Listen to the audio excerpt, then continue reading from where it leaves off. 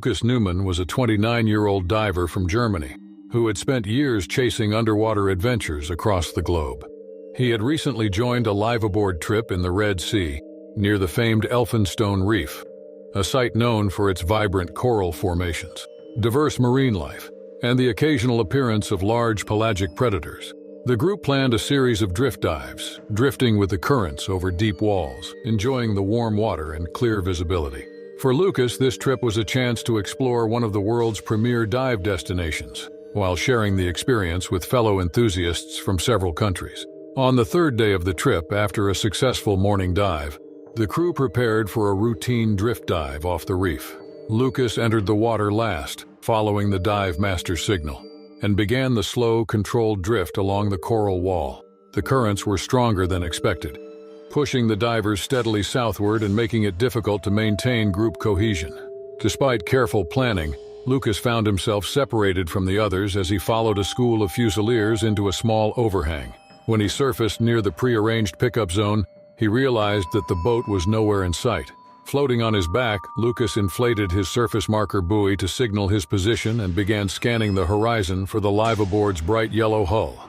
Minutes passed as the currents continued to tug him away from the reef and the main group.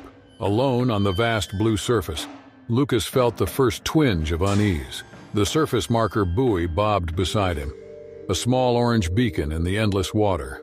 Time stretched and he checked his dive watch. Nearly 40 minutes had passed and still the boat had not returned. Unbeknownst to Lucas, an oceanic white-tip shark had been drawn toward the unusual scene.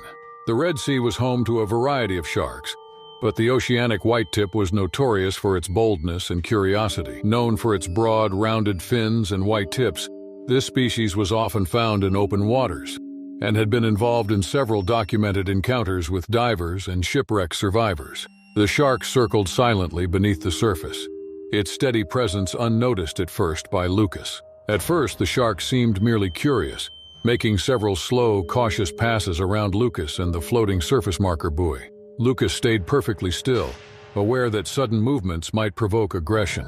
His mind raced with thoughts of safety and survival, instincts sharpening with every passing moment.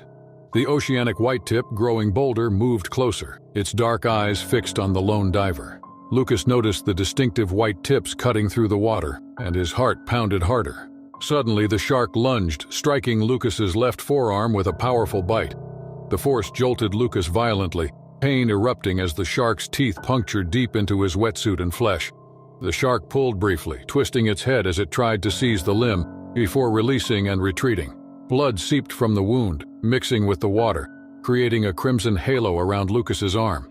Despite the pain and shock, Lucas fought the instinct to thrash and instead focused on keeping calm. He managed to lift his injured arm above the water, preventing further bleeding into the sea while simultaneously inflating his buoyancy vest, making himself more visible to the crew still searching for him. His breaths came fast but steady, eyes darting to the distant horizon for any sign of rescue. The shark circled once more, assessing its potential prey, before finally turning away and disappearing into the blue depths. Lucas's mind remained locked on survival, every muscle tense but controlled. 10 minutes later, the dive boat's crew spotted the bright orange surface marker buoy bobbing against the waves and rapidly maneuvered toward Lucas's position. They hauled him aboard quickly, noting the deep puncture wounds on his forearm and the pale shock on his face.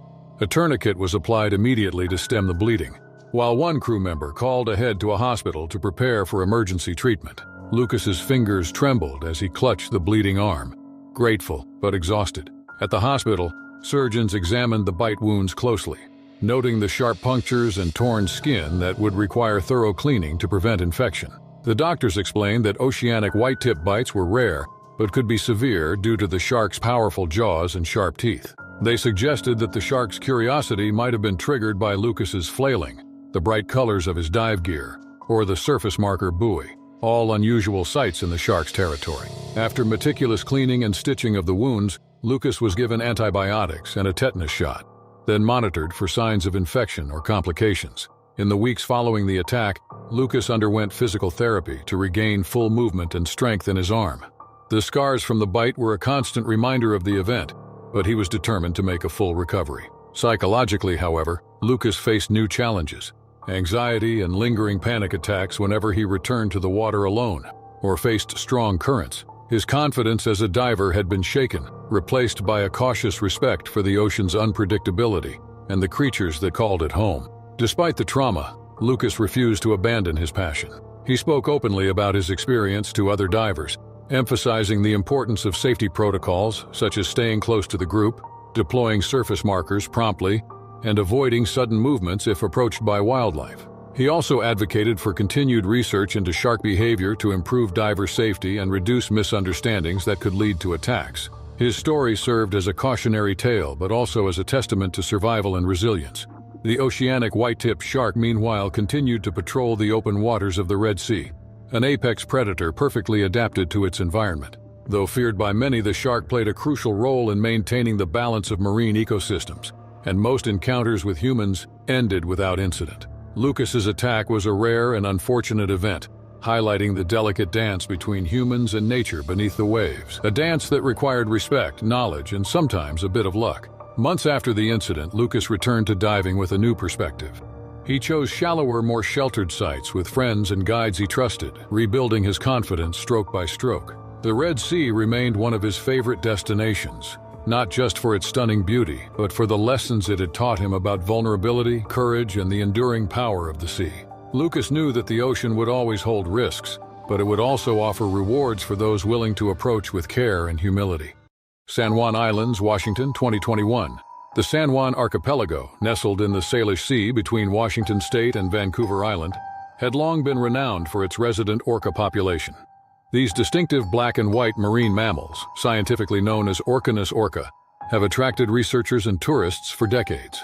The region's complex network of islands, deep channels, and nutrient-rich waters provided an ideal habitat for the southern resident killer whales, a population designated as endangered since 2005 due to declining salmon stocks, vessel traffic, and environmental contamination.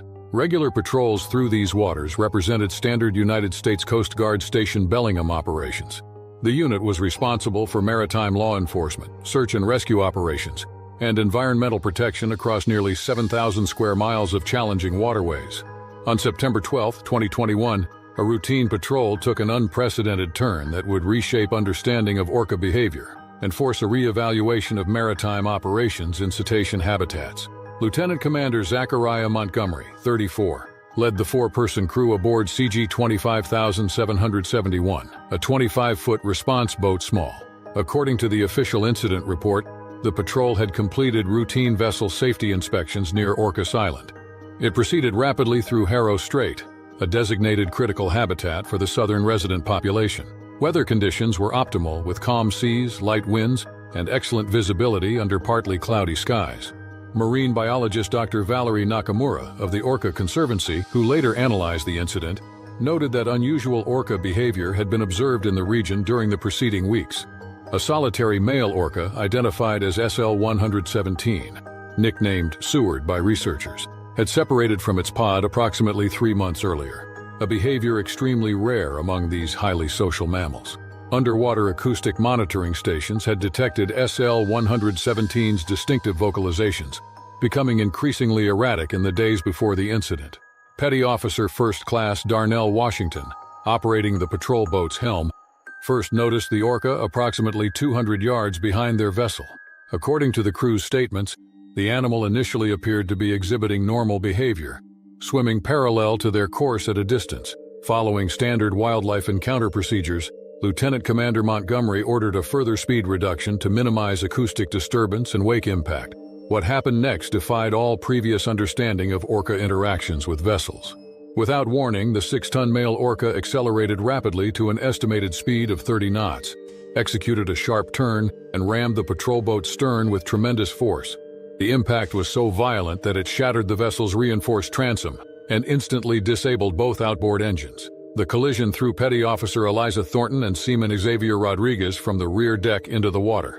In his sworn statement, Rodriguez recounted the terrifying moments following the initial strike, saying that the whale had circled back almost immediately. He stated there had been nothing playful about its movements. It had been deliberate, nearly mechanical. He added that it had rammed the boat again and then focused on the hull section where Petty Officer Thornton and he had been trying to reboard. The orca continued its aggressive behavior, repeatedly striking the disabled vessel and creating a dangerous situation for the crew members in the water. Lieutenant Commander Montgomery deployed the vessel's inflatable boarding ramp to assist his crew while issuing an urgent mayday call. Rodriguez successfully pulled himself aboard, but Thornton, struggling in the cold water, was struck by the orca's fluke during another close pass. The impact fractured 3 ribs in her right humerus, rendering her temporarily unable to swim.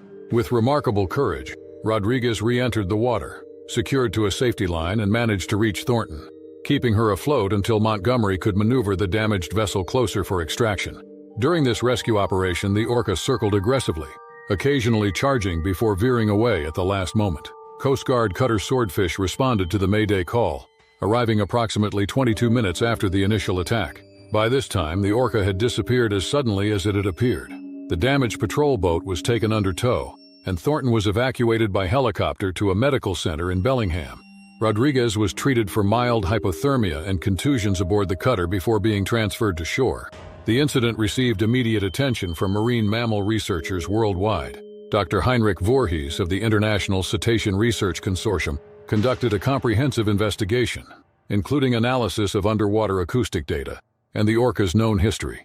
His findings, published in the Journal of Marine Mammal Science, suggested multiple contributing factors to the unprecedented aggressive behavior. SL-117 exhibited several physiological and behavioral abnormalities, Dr. Voorhees noted in his report. Post-incident acoustic analysis revealed patterns consistent with extreme stress response, potentially triggered by extended exposure to mid-frequency active sonar during naval exercises conducted approximately 72 hours before the attack.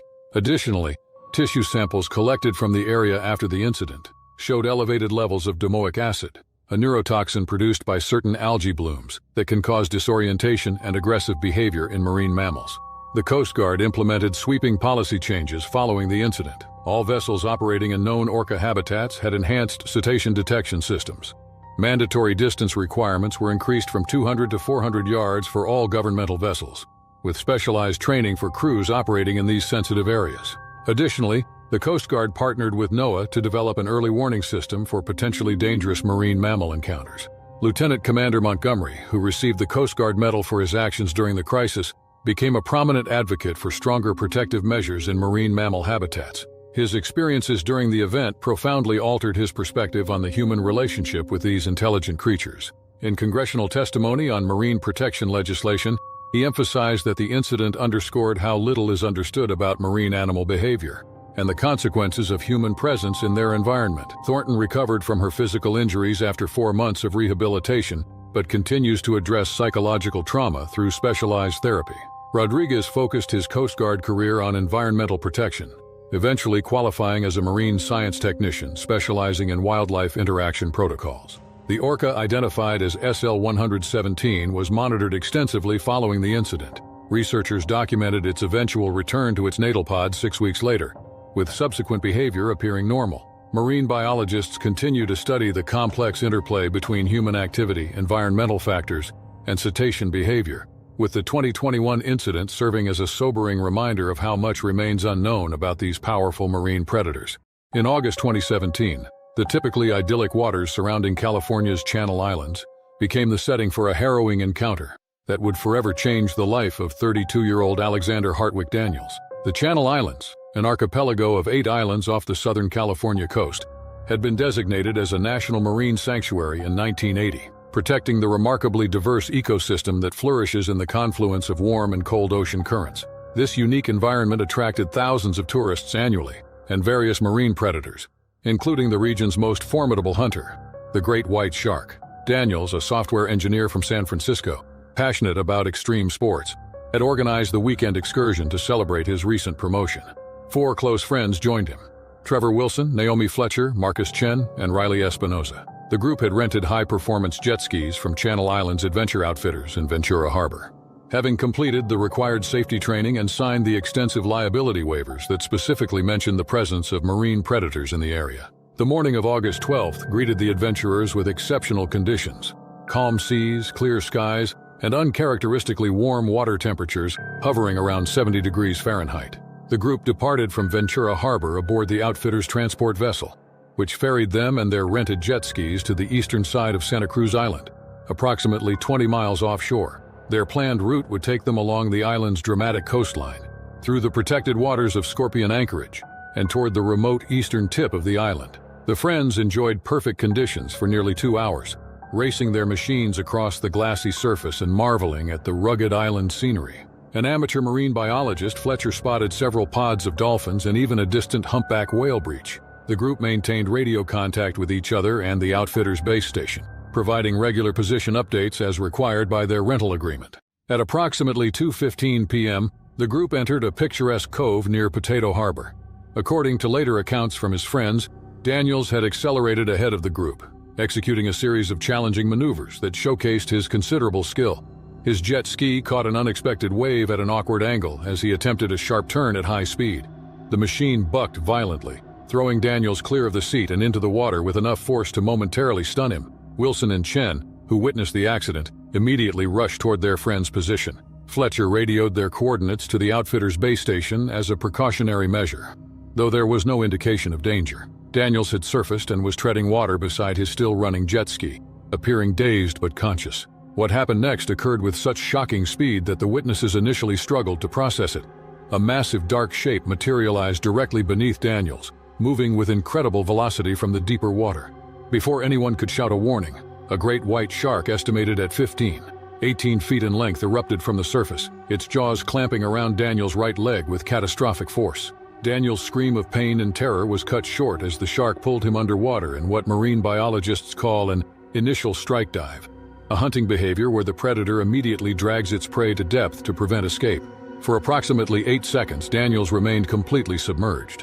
When he resurfaced, the water around him had already begun turning crimson. According to statements later provided by Wilson, Daniels was conscious and frantically fighting back, repeatedly striking the shark's snout and eyes while struggling to remain at the surface. In an extraordinary display of courage, both Wilson and Chen maneuvered their jet skis directly toward the ongoing attack. Chen positioned his craft between Daniels and deeper water while Wilson approached from the other side. The noise and water turbulence from the jet ski's engines created what marine rescue experts would later describe as an effective shark deterrent environment, momentarily confusing the predator. This brief window of opportunity allowed Daniels, despite his severe injuries, to begin swimming toward Wilson's jet ski. The shark, after circling wide, began another approach. Chen, showing remarkable presence of mind, revved his engine and directed water spray toward the approaching predator, while Fletcher and Espinosa arrived to assist with the rescue effort, with the shark temporarily distracted by Chen's jet ski. Wilson managed to grasp Daniels' arms and, with assistance from Espinosa, heave him onto the back of his watercraft. When Daniels was clear of the water, Chen throttled to maximum speed, creating a defensive screen of noise and turbulence, while the others retreated toward shallower water. Once in the relative safety of Scorpion Anchorage, the full extent of Daniels' injuries became apparent. The shark's initial bite had created devastating damage to his right leg from mid-thigh to knee, with multiple deep lacerations exposing muscle and bone. Using the first aid kit from their emergency packs, Fletcher applied pressure bandages while Espinosa used his belt as an improvised tourniquet to stem the alarming blood loss. The group's emergency call triggered an impressive response coordination. A National Park Service patrol boat responded within 15 minutes, transferring Daniels to their vessel where a wilderness first responder provided more advanced care. A U.S. Coast Guard helicopter with a paramedic aboard was dispatched from Point Mugu Naval Air Station, arriving approximately 28 minutes after the initial attack. Daniels was airlifted directly to a medical center's trauma unit in Ventura County, where a surgical team stood ready. He underwent 7 hours of emergency surgery to repair severed blood vessels, stabilize fractured femur and tibia bones, and close multiple wound tracks. Medical reports later confirmed that the shark's teeth had missed his femoral artery by less than 2 centimeters, a margin that meant the difference between life and death. The physical recovery process proved grueling. Daniels required 3 additional reconstructive surgeries over the following months, followed by intensive physical therapy. After 9 months of rehabilitation, he regained the ability to walk with assistance, though with a pronounced limp that doctors indicated would likely be permanent. The psychological impact proved equally challenging, with Daniels experiencing frequent nightmares and developing a severe phobia of open water that required specialized therapy. In an unexpected turn, Daniels channeled his traumatic experience into advocacy work. 14 months after the attack, he established the Pacific Predator Awareness Foundation, which promotes educational initiatives to reduce shark-human interactions and support research into non-lethal shark deterrent technologies. Rather than advocating fear or culling programs, Daniels emphasizes coexistence strategies and marine conservation efforts. The incident resulted in several practical changes to jet ski tours in the Channel Islands. Rental companies now provide personal shark deterrent devices to all clients, implement stricter buddy system protocols, and require enhanced safety briefings that address appropriate responses to marine predator encounters. Daniels' experience, while tragic for him, potentially saved others from similar fates through the improved safety measures it inspired. Every morning for the past 2 years, Geert Adrichim had risen before dawn, eager to slip into the cool waters near Gansbaai, South Africa, and swim the same 4-kilometer route that would soon test him like never before. A lifelong swimmer with a quiet passion for the ocean, Geert had trained relentlessly for his first charity swim, a crossing designed to raise funds for marine conservation and local schools. He knew these waters well. They were his backyard, a place of endless beauty where seals frolicked on the rocks and the sun glittered off rolling waves. Yet, like many who had come before, Geert also understood the bay's darker side, the presence of great white sharks, silent hunters that patrolled beneath the surface, unseen but always near. On the morning of June 15, 2013, the sea was calm and the sky cloudless, the air crisp with the freshness of winter turning to spring. Geert's family, his wife and 2 young children, stood on the shore, bundled in warm jackets and hats, watching as he prepared for his final training lap before the charity event scheduled for the following weekend. They had seen him swim this route dozens of times, admired his steady strokes and unshakable determination. Their quiet confidence made the sudden tragedy that followed all the more shocking. At approximately 7:10 a.m., about 300 meters from shore, the water rippled slightly, almost imperceptibly, as if disturbed by a swift movement beneath the surface. Geert was midway through his lap, steady and focused, unaware of the shadow moving fast below him. Then, without warning, the great white shark struck, rising from the depths with a force so powerful that it lifted Geert clear out of the water before dragging him down in a violent swirl of foam and blood. The roar of terror that escaped his throat was cut short, swallowed by the sea's vast silence. Nearby, a support kayaker named Thabo had been following Geert's progress closely, paddling steadily in the calm water. When he heard the scream and saw the sudden eruption of red spreading rapidly across the surface, his heart stopped. Thabo paddled faster than he ever had, reaching the spot where Geert had vanished only moments before. The water was churned, thick with blood and bubbles, but no sign of the swimmer's body. Thabo's voice cracked as he radioed for immediate rescue, desperation creeping into his tone. Rescue teams arrived within minutes, combing the bay with boats and divers searching for any trace of Geert. What they found were torn pieces of his wetsuit snagged on underwater rocks and the global positioning system tracker he had worn on his wrist, now floating just beneath the surface. His body, however, was nowhere to be found. As hours passed and the search turned into a recovery effort, officials believed the great white had mistaken Geert for a seal, attacking with fatal intent.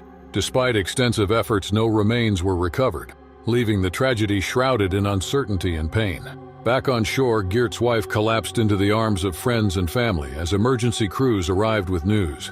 Her children clung tightly to her legs, confused and frightened by the chaos unfolding before their eyes. The community gathered quickly, sharing grief and shock at the sudden loss of a man who had seemed invincible in his love for the ocean. The open-water swimming community was especially stunned, having followed Geert's training and admired his dedication and skill. His death was a cruel reminder of the bay's wild nature, where beauty and danger existed side by side, inseparable and ever-present. A memorial swim was organized a week later, drawing swimmers, family, and friends to the bay to honor Geert's memory. Divers formed a circle over the spot where he had vanished, their bubbles rising in quiet tribute beneath the waves. Small boats dotted the water, while on shore, candles and flowers marked a makeshift shrine. Though the ocean had taken him, Geert's spirit lived on in the hearts of those who loved him and in the waters he had known so well. In the days that followed, discussions around safety and shark activity intensified. Officials reiterated that great white sharks were a natural part of the bay's ecosystem, playing a crucial role in maintaining the marine balance, even as they posed risks to humans who ventured too close. Many called for increased patrols, improved warning systems, and stronger community education about how to safely share the ocean with these apex predators. Still, for many who knew the bay intimately, there was an unspoken understanding. Its wild beauty always carried quiet, unquestionable danger. Geert's family, devastated yet proud, spoke openly about their loss, urging swimmers and ocean lovers to respect the sea and its creatures. They emphasized the importance of preparation, vigilance, and support during open water swims, hoping no one else would endure what they had. The charity event went ahead with heightened safety measures, including more escorts and real-time shark monitoring. But the shadow of Geert's disappearance lingered in every stroke and every wave. False Bay, with its sparkling waters and rugged coastline, remained a place of challenge and wonder, a reminder that nature in all its majesty demanded both awe and caution. Geert Adrichem's last lap had ended not in triumph but in tragedy, marking a somber chapter in the story of the bay and the people who dared to swim within it. Bay, California, had long been celebrated for its rich marine biodiversity and stunning coastal landscapes. In the summer of 2023, its waters would become the stage for a tragedy that would forever change how locals viewed their relationship with the ocean. The bay's unique underwater canyon system created upwellings of nutrient-rich water that supported an extraordinary food chain, from microscopic plankton to massive marine mammals.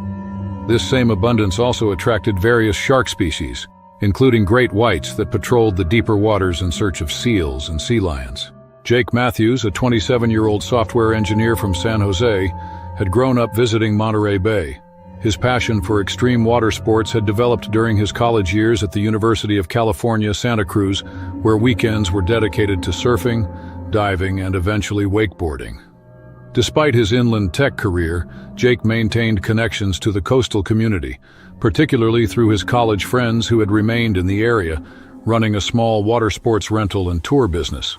On July 15, 2023, Jake had joined his former roommates Zachary Dominguez and Taylor Westfield for a day of wakeboarding in the bay. The morning had been perfect, moderate waves, clear visibility, and few other boats to disturb their runs. By early afternoon, they had ventured farther from shore than usual, drawn by the glassy conditions in the deeper waters approximately a mile offshore. The friends had taken turns being towed behind their 24-foot boat, performing increasingly ambitious jumps and tricks as the day progressed. What the group had not realized was that they had entered an area where a juvenile elephant seal colony had established itself on nearby rocks, creating a natural hunting ground for great white sharks. Marine researchers monitoring shark movements in the bay had observed increased activity that week, but had not yet updated their public advisories. Additionally, the boat's wake and the repetitive splashing of the wakeboard created underwater vibrations that marine biologists would later suggest had mimicked the signals of distressed prey. At approximately 3:40 p.m., Jake was midway through his third run of the afternoon. His friends reported that he had just completed an impressive aerial maneuver when the water behind him erupted violently. A massive great white shark, later estimated at 16 feet long, breached directly in Jake's landing zone. The predator's momentum carried both Jake and his board beneath the surface in a chaotic splash, visible even from the boat 80 feet away. Zachary immediately cut the boat's engine and reversed course while Taylor grabbed the rescue ring. Through the suddenly blood-tinged water, they glimpsed a horrifying scene. The shark had clamped its powerful jaws around Jake's torso and right leg, thrashing in the characteristic feeding motion that great whites employ to tear flesh from prey. Jake's wakeboard, still attached to his feet by the bindings, appeared to confuse the shark momentarily as the unusual object interfered with its attack pattern. In a desperate attempt to save their friend, Zachary and Taylor deployed emergency flares directly into the water while maneuvering the boat closer. The bright lights and chemical irritants temporarily disoriented the shark, causing it to release Jake and swim away from the disturbance. Using the boat hook and rescue ring, they managed to pull Jake's severely injured body from the water, immediately applying pressure to the catastrophic wounds that covered his lower body. Despite their frantic radio calls for emergency assistance and attempts at cardiopulmonary resuscitation, Jake had lost too much blood too quickly. By the time the Coast Guard helicopter arrived 20 minutes later, medical personnel could only confirm what Zachary and Taylor had already realized. Their friend had not survived the brutal attack. The medical examiner would later determine that the initial bite had severed Jake's femoral artery, leading to rapid and irreversible blood loss, even before the secondary trauma of being dragged underwater. The incident shook the Monterey Bay community to its core. As the first fatal shark attack in the area in over a decade, it sparked renewed debates about ocean safety and shark management. Local authorities temporarily closed several beaches, while marine researchers conducted aerial surveys to track shark movements. The data collected revealed an unusual concentration of great whites in the bay that summer, possibly related to shifting ocean temperatures that had altered the migration patterns of their prey. Jake's parents, Arnold and Patricia Matthews, channeled their grief into advocacy, establishing the Jake Matthews Marine Safety Initiative, which funded research into shark deterrent technologies for water sports enthusiasts. They steadfastly resisted calls for shark culling, insisting that education and awareness would better honor their son's love for the ocean. Zachary and Taylor struggled with survivors' guilt and post-traumatic stress in the aftermath. Their water sports business closed temporarily, but eventually reopened with a new focus on safety education. They implemented strict geographical boundaries for their tours, installed shark detection equipment on their boats, and required all clients to use electronic shark deterrent devices. Taylor eventually became certified as a marine safety instructor, incorporating her first-hand experience into courses for other water sports businesses along the California coast. The scientific community used the tragedy as an opportunity to improve public understanding of shark behavior. Researchers from the Monterey Bay Aquarium developed an enhanced monitoring system that tracked shark movements in real time, with data accessible through a mobile application for water users.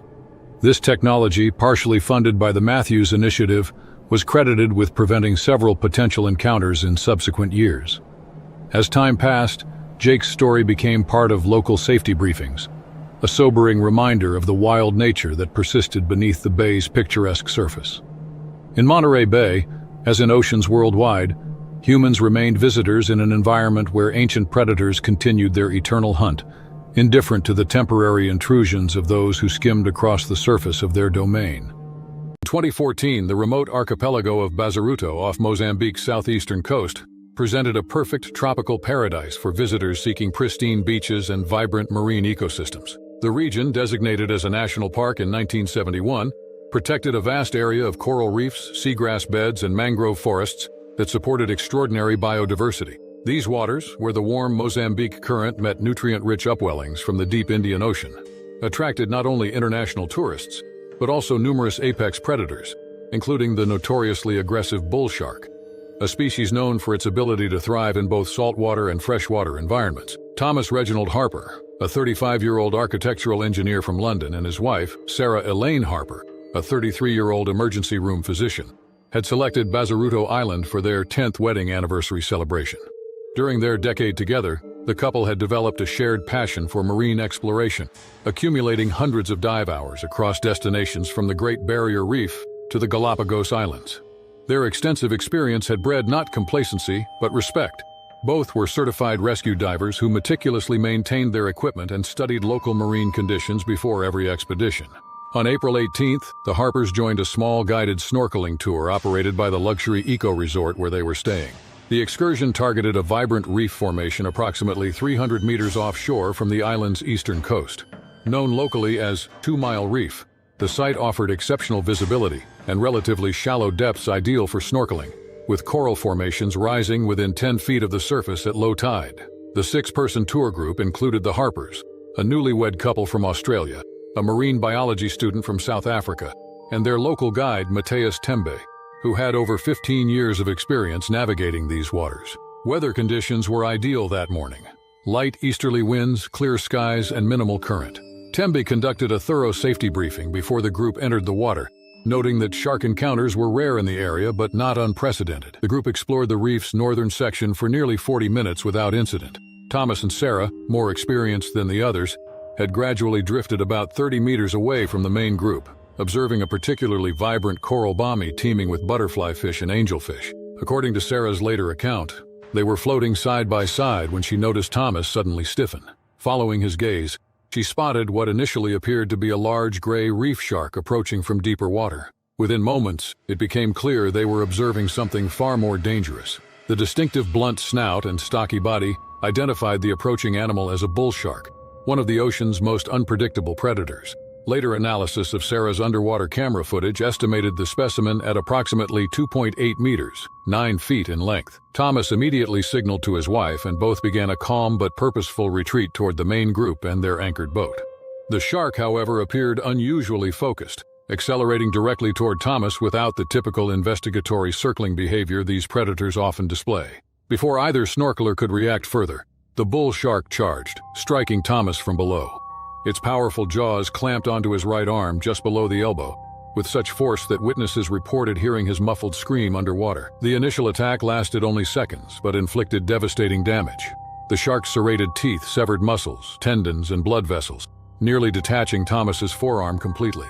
The water around him immediately clouded with blood as the shark released its grip momentarily before circling back for a secondary attack, a common behavior pattern for bull sharks. In what marine safety experts would later describe as an extraordinary act of courage, Sarah recognized the immediate danger to her husband and acted decisively. Rather than retreating to safety, she swam directly toward the circling predator. She later explained that bull sharks often attack what they perceive as the weakest or most vulnerable target, and that she had known if she positioned herself between Thomas and the shark, she might be able to redirect its attention long enough for him to escape. Her gambit proved simultaneously successful and dangerous.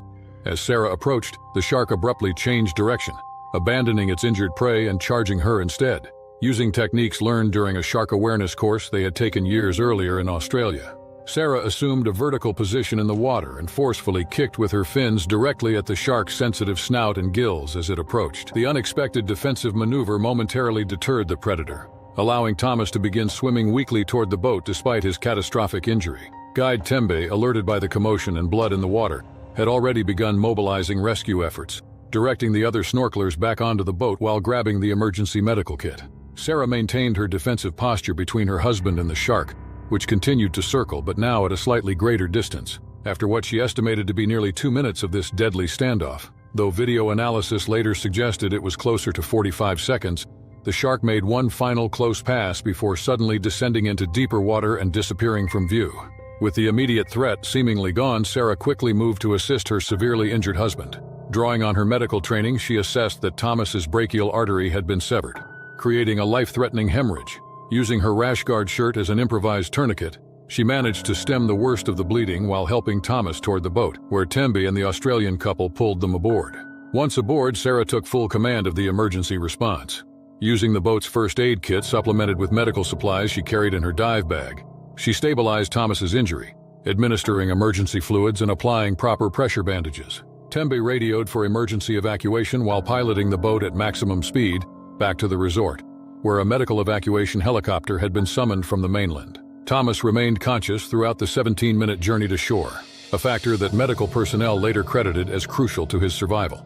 The helicopter transported him to a district hospital in Vilanculos for initial stabilization before a second air ambulance flew him to a specialized trauma center in Johannesburg, South Africa. The attack resulted in the loss of Thomas's right arm below the elbow, requiring multiple surgeries and eventual prosthetic fitting. His physical recovery spanned nearly 9 months, with extensive rehabilitation to adapt to his prosthesis and regain independence in daily activities. Remarkably, neither Thomas nor Sarah developed long-term psychological aversion to ocean activities. 18 months after the incident, Thomas returned to snorkeling, this time in the protected lagoons of Mauritius. When interviewed for a documentary about their experience, the couple emphasized that they generally harbored no animosity toward the shark or marine conservation efforts. Marine biologists studying the incident suggested several factors that might have triggered the unusually direct attack, including the possibility that the bull shark was protecting a nearby pupping ground, or that Thomas's colorful wetsuit pattern might have resembled an injured fish from below. In recognition of her extraordinary courage, Sarah received the Royal Humane Society's Silver Medal for bravery. The couple now regularly conducts workshops on marine safety and shark attack response protocols for European diving associations. Their experience has been incorporated into training materials used by emergency responders, specializing in marine incidents, potentially saving countless lives through the lessons learned during those terrifying moments off Mozambique's coast. Atlantic waters off the Outer Banks of North Carolina had long been known for their abundant fishing grounds and unpredictable temperament. In the pitch-black night of September 18, 2019, these waters would become the setting for an extraordinary encounter between man and one of the ocean's most formidable predators. The Outer Banks, a thin strip of barrier islands separating the Atlantic Ocean from the mainland, had been home to generations of commercial fishermen who braved its volatile conditions to harvest its bounty. The area was also notorious among marine biologists for its diverse shark population, particularly in the warm late summer months when various species followed migrating fish schools along the coast. James Thompson, a 42-year-old third-generation commercial fisherman, had spent his entire life on these waters. His weathered 36-foot trawler, the Caroline's Promise, named after his late wife, was a familiar sight to other local fishermen. James had developed a reputation for his willingness to work longer hours and venture farther from shore than most of his peers, a necessity after corporate fishing operations had depleted the easier-to-reach fishing grounds. His solitary nature had intensified following Caroline's death from cancer 5 years earlier, and he often chose to work alone despite the inherent risks. On this particular night, James had navigated approximately 12 miles offshore to reach what local fishermen called the Shelf, an underwater ridge where Atlantic croaker and sea bass congregated in significant numbers. The weather report had promised calm seas, and the night had indeed begun with an unusual stillness, the water's surface appearing almost glass-like under the three-quarter moon. By midnight, James had already collected a respectable haul and was in the process of retrieving his final net of the evening. The attack came without warning. A massive great white shark, later estimated to be approximately 15 feet long, rammed the vessel's starboard side with explosive force. The impact sent James sprawling across the deck, disorienting him momentarily as equipment crashed around him. Marine biologists would later theorize that the shark had likely been attracted by the electrical impulses from the boat's equipment and the vibrations of fish struggling in the nets, a combination that mimicked the signals of wounded prey in distress. Before James could fully regain his footing, the shark struck again, this time targeting the net full of fish being winched aboard. The powerful predator's momentum tore through the heavy-duty netting and dislodged the mechanical winch, which whipped violently across the deck. The metal equipment struck James directly in the shoulder, the impact throwing him overboard into the dark waters 15 feet below. The shock of sudden immersion in the cold Atlantic partially stunned James, but his lifetime on the water had instilled instinctive responses. He immediately oriented himself and began swimming toward the boat's outline against the night sky. The splash of his entry, however, had attracted the shark's attention. In the moonlight, James could make out the massive shadow circling between him and the vessel, its dorsal fin occasionally breaking the surface in a terrifying reminder of the creature's size. What followed was a desperate battle of wits between man and predator. James understood that panicked, erratic movements would only trigger the shark's predatory instinct. Instead, he began swimming with deliberate, measured strokes, avoiding splashing while keeping the shark in his peripheral vision. When the creature made its first investigatory approach, James waited until the last possible moment before changing direction sharply, a technique he had once read about in a marine safety manual, but never imagined having to employ. The shark circled increasingly tighter patterns around him, each pass bringing it closer to James's vulnerable form. His destination became not the boat, but a large commercial buoy approximately 50 yards away, marking underwater telecommunications cables. The floating object represented his only chance, a platform to climb above the water's surface and away from the persistent predator. The final approach to the buoy became a desperate race as the shark's behavior shifted from curiosity to more aggressive posturing. James could feel the displacement of water as the creature passed beneath him, close enough that its rough skin brushed against his leg. With one powerful lunge, he reached the buoy's metal ladder and pulled himself up, his hands slipping on the algae-covered rungs before finding purchase. The shark made one final pass, its tail slapping against the buoy's submerged portion, with enough force to vibrate the entire structure. For 3 hours, James clung to the buoy in the darkness, watching as the shark occasionally circled before eventually losing interest and disappearing into the depths. The night air chilled his wet clothes, bringing him dangerously close to hypothermia. His salvation came shortly after dawn, when the crew of a passing sport fishing vessel, the Marlin Hunter, spotted him waving frantically from his precarious perch. They quickly retrieved him, radioing the Coast Guard while providing first aid for his injured shoulder and mild hypothermia. James's abandoned boat was located later that day, still adrift with its engine running. The damage to its hull and the destroyed fishing net provided tangible evidence of his extraordinary story. Marine biologists from the North Carolina Coastal Studies Institute documented the incident, noting that while great white sharks were known to occasionally investigate boats, such aggressive interaction was extremely unusual and likely represented territorial behavior rather than predatory intent. The experience transformed James's relationship with the ocean, which had been his livelihood for decades. While he eventually returned to fishing, he never again worked alone and became an advocate for improved safety protocols among the commercial fishing community. He collaborated with marine researchers to develop better shark deterrent systems for fishing vessels and participated in educational programs about shark behavior for other fishermen. The Outer Banks fishing community nicknamed him Shark Thompson, a moniker he initially resisted but eventually embraced along with his role as an unofficial authority on shark encounters. The buoy that had saved his life became known locally as Thompson's Perch, a landmark that passing fishermen would acknowledge with a brief boat horn salute, a recognition of a night when the ancient dance between predator and prey had resulted, against all odds, in mutual survival. Pailolo Channel, Hawaii, 2023. The Pailolo Channel, stretching between the Hawaiian islands of Maui and Molokai, has long been respected by local watermen as one of the most challenging ocean crossings in the archipelago.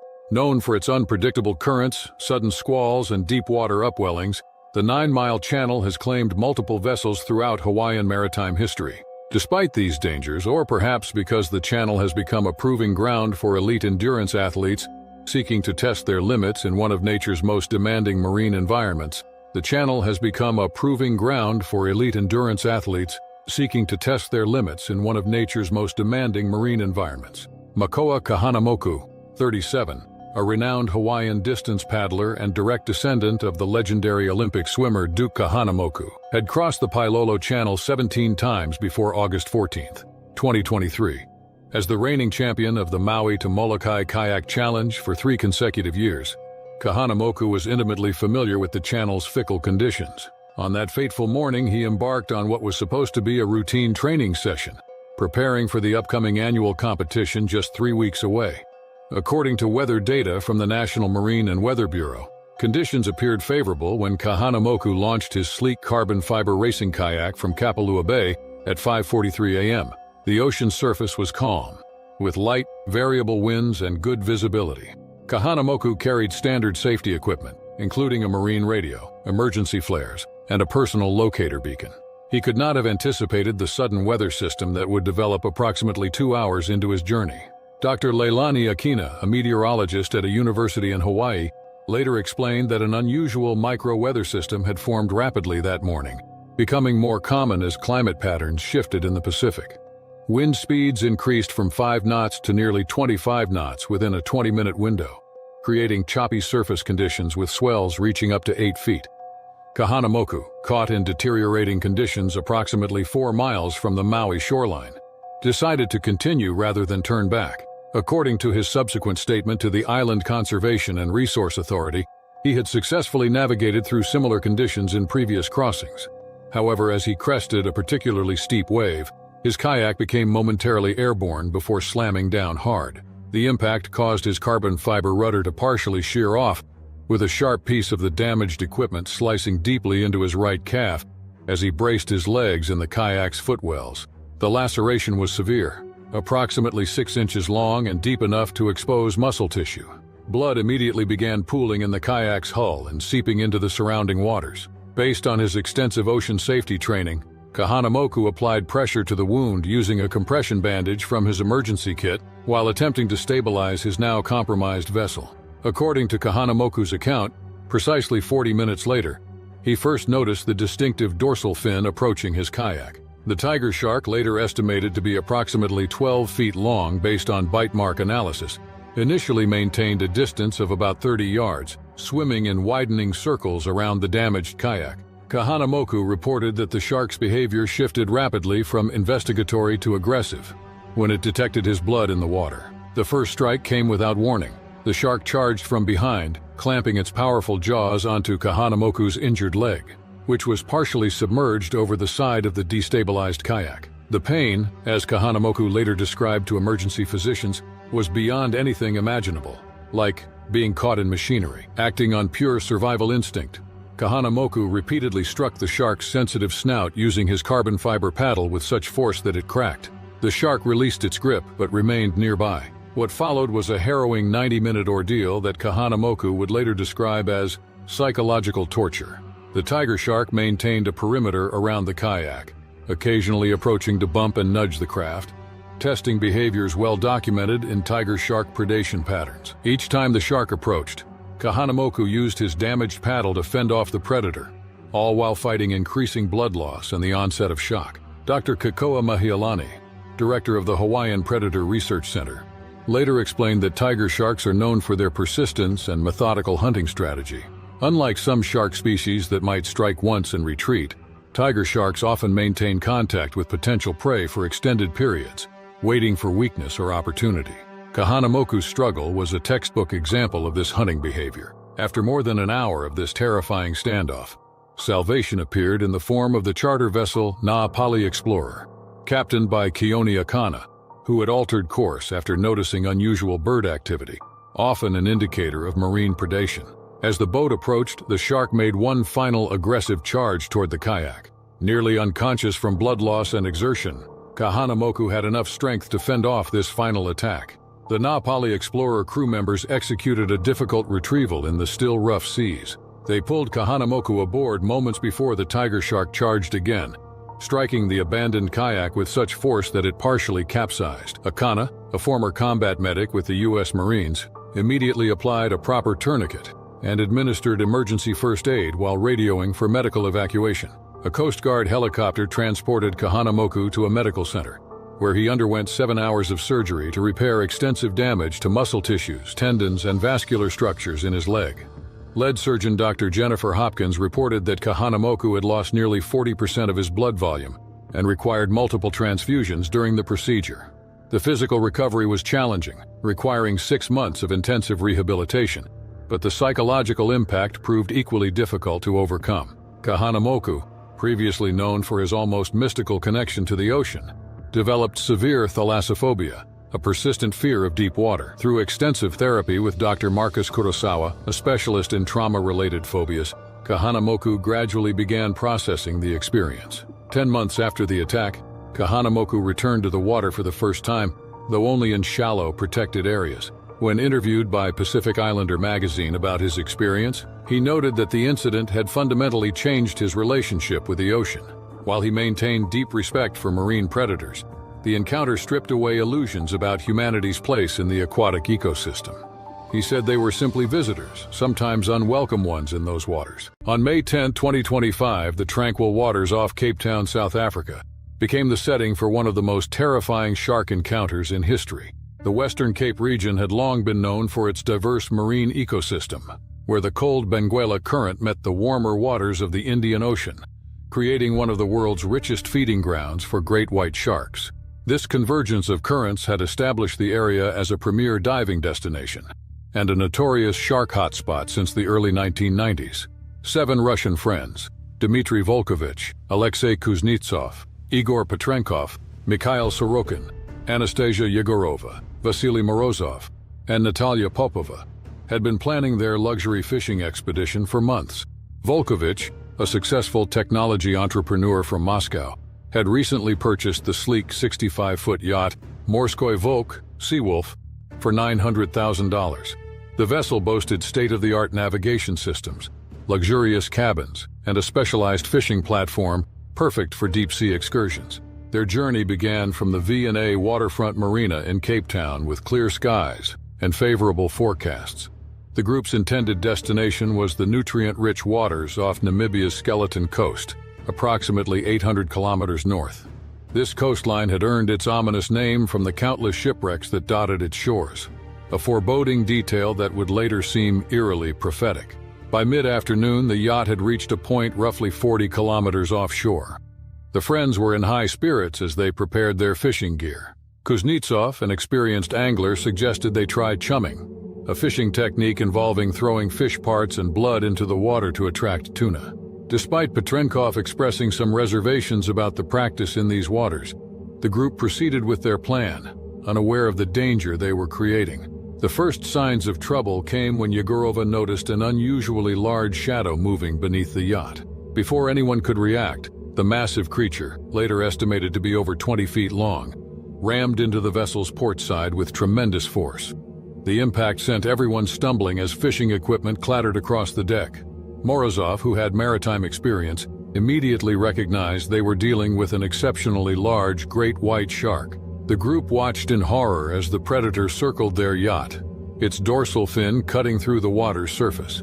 The shark, seemingly agitated by the chumming and the yacht's engine vibrations, began exhibiting increasingly aggressive behavior. What followed was described by survivors as something out of a nightmare. The great white again launched itself at the yacht with even greater force. The fiberglass hull cracked audibly under the impact. Sorokin rushed to assess the damage while Volkovich attempted to start the engines to move away from the danger zone. Before they could escape, the shark executed a powerful breach directly beneath the stern. The yacht's rear section splintered under the impact, and the vessel began taking on water rapidly. The sudden tilt threw Popova, Yegorova, and Kuznetsov overboard, directly into the shark-infested waters. Panic ensued as those aboard watched helplessly while their friends struggled in the water. The shark immediately changed focus, circling the three swimmers with terrifying precision. Kuznetsov, attempting to reach a floating piece of debris, became the first victim. The great white attacked him from below, its massive jaws clamping around his lower body. His screams were cut short as he was pulled underwater momentarily before resurfacing with catastrophic injuries to his legs and torso. Morozov and Petrenkov, showing remarkable courage, threw a life ring toward their friends while Volkovich prepared the emergency life raft. Yegorova managed to help the severely injured Kuznetsov stay afloat, while Popova swam desperately toward the sinking yacht.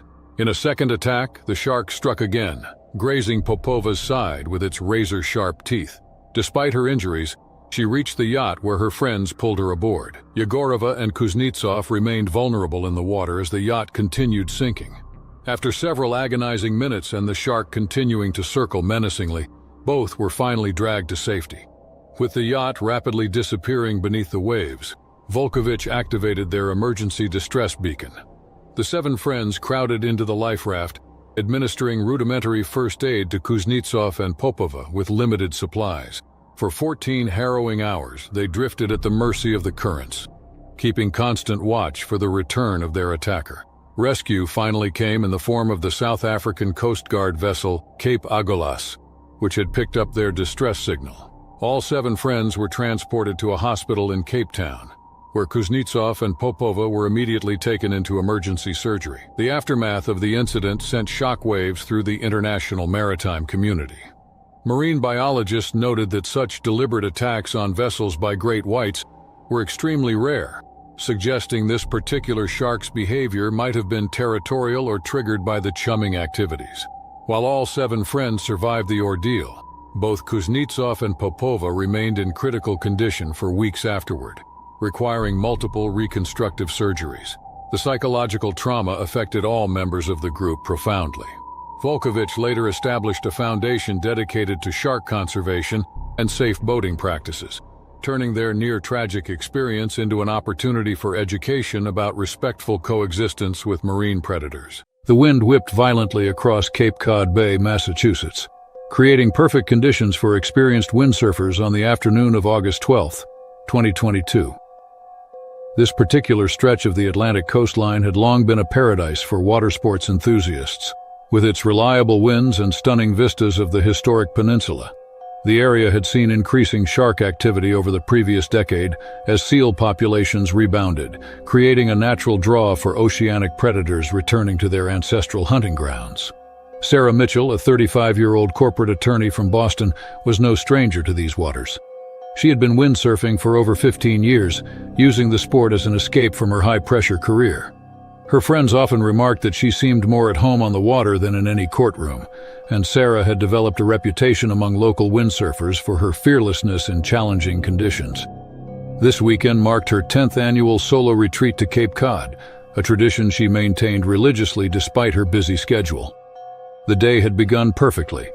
Clear skies, strong winds, and relatively few tourists as the summer season wound down. Sarah had spent the morning riding impressively large swells, feeling the familiar rush of adrenaline as she navigated her board across the churning surface. By mid-afternoon, most recreational beachgoers had departed as the wind intensified, leaving Sarah with an expansive playground all to herself. It was just after 3:30 p.m. when Sarah noticed something unusual. Despite the strong winds propelling her sail, A peculiar stillness had settled over one section of water about half a mile from shore. Having grown up near the ocean, she recognized this as potentially significant. Predators often created such disturbances in their wake. Still, she continued her course, adjusting her board to investigate this anomaly with the curiosity that had served her well in her legal career. The attack came without warning. A massive tiger shark, estimated later to be nearly 12 feet long, struck from directly beneath Sarah's board with explosive force. The impact launched her 6 feet into the air before she crashed back into the churning foam.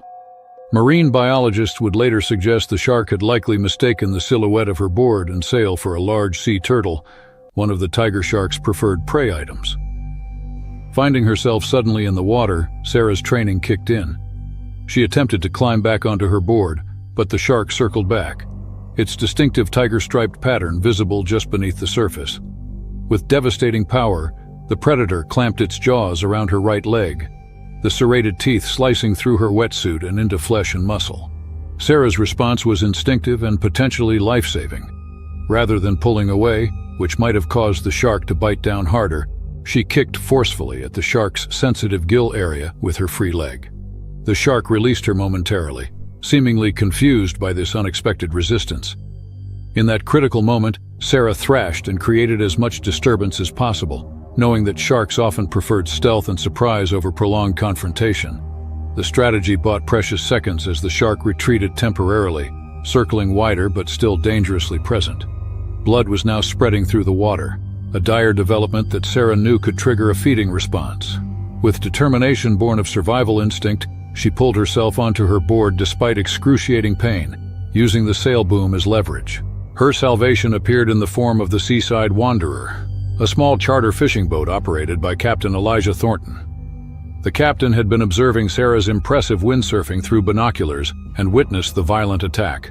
He immediately redirected his vessel, racing toward the injured windsurfer while instructing his 2 passengers to prepare the first aid kit. As the boat approached, the shark made one final pass, bumping the underside of Sarah's board before disappearing into deeper water. Captain Thornton and his passengers managed to pull Sarah aboard, applying pressure to her severely lacerated leg while radioing the Coast Guard for emergency assistance. The injury was severe, multiple lacerations to her right thigh and calf with significant tissue damage and blood loss. A Coast Guard helicopter evacuated Sarah to a general hospital in Boston, where she underwent 7 hours of surgery to repair damaged blood vessels, nerves, and muscle tissue. The attending physicians noted that the attack had narrowly missed her femoral artery by just a few centimeters, an outcome that could have been the difference between life and death. Recovery proved arduous. Sarah endured 4 additional surgeries over the next 18 months and countless hours of physical therapy. The psychological impact ran even deeper than her physical wounds, with post-traumatic stress manifesting in nightmares and a newfound fear of open water that she had never experienced before. In an unexpected turn, the trauma ultimately reshaped Sarah's life in profound ways. During her recovery, she connected with a marine conservation group focused on shark research and protection. Despite her ordeal, or perhaps because of it, Sarah became fascinated by these predators and the crucial role they played in ocean ecosystems. She eventually reduced her legal practice to part-time status, dedicating her considerable skills instead to environmental law with a focus on marine protection initiatives.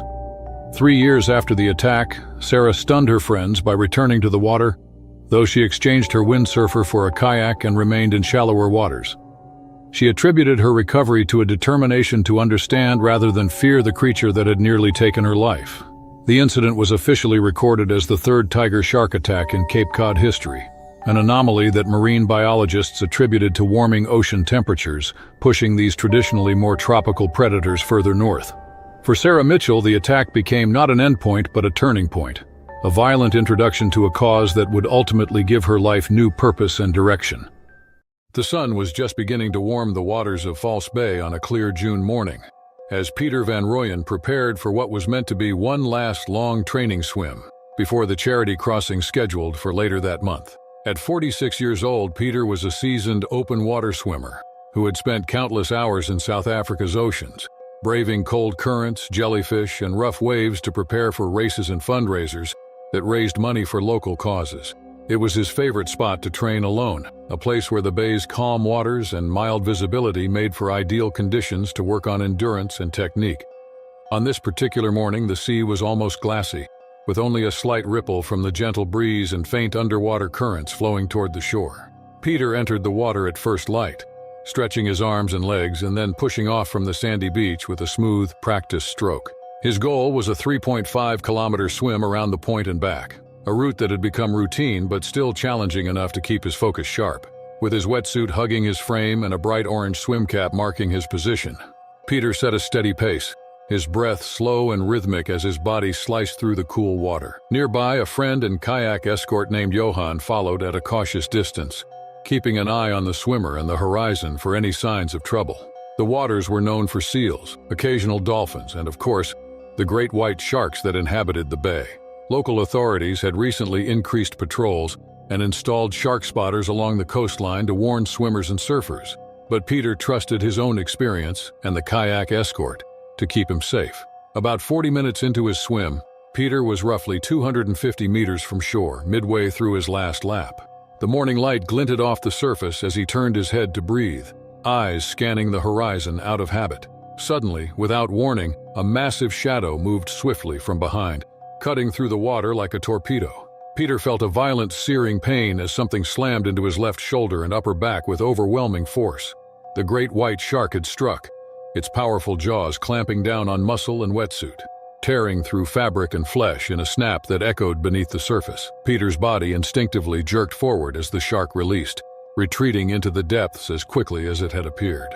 The sharp, crushing bite had missed major arteries, but left deep lacerations and torn muscle that sent waves of burning pain radiating through his left side. Blood began to seep into the water, mixing with the sea's cold current and drawing Johan's immediate attention. From his kayak, Johan saw the sudden splash and turbulent swirl, then heard Peter's sharp cries. Without hesitation, he paddled hard toward the swimmer, calling out over the water and pulling him onto the kayak as Peter's strength faltered.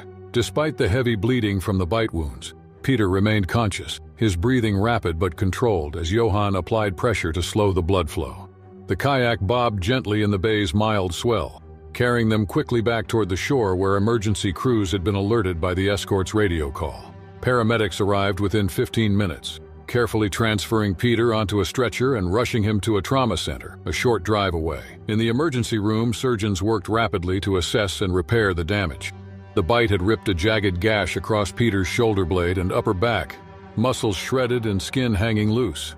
Over 60 stitches were required to close the wounds, and a skin graft was performed to replace tissue that was too badly damaged to heal naturally. The doctors confirmed that, although the injuries were severe, Peter was incredibly fortunate that no major arteries or nerves had been severed, a difference between life and death measured in millimeters.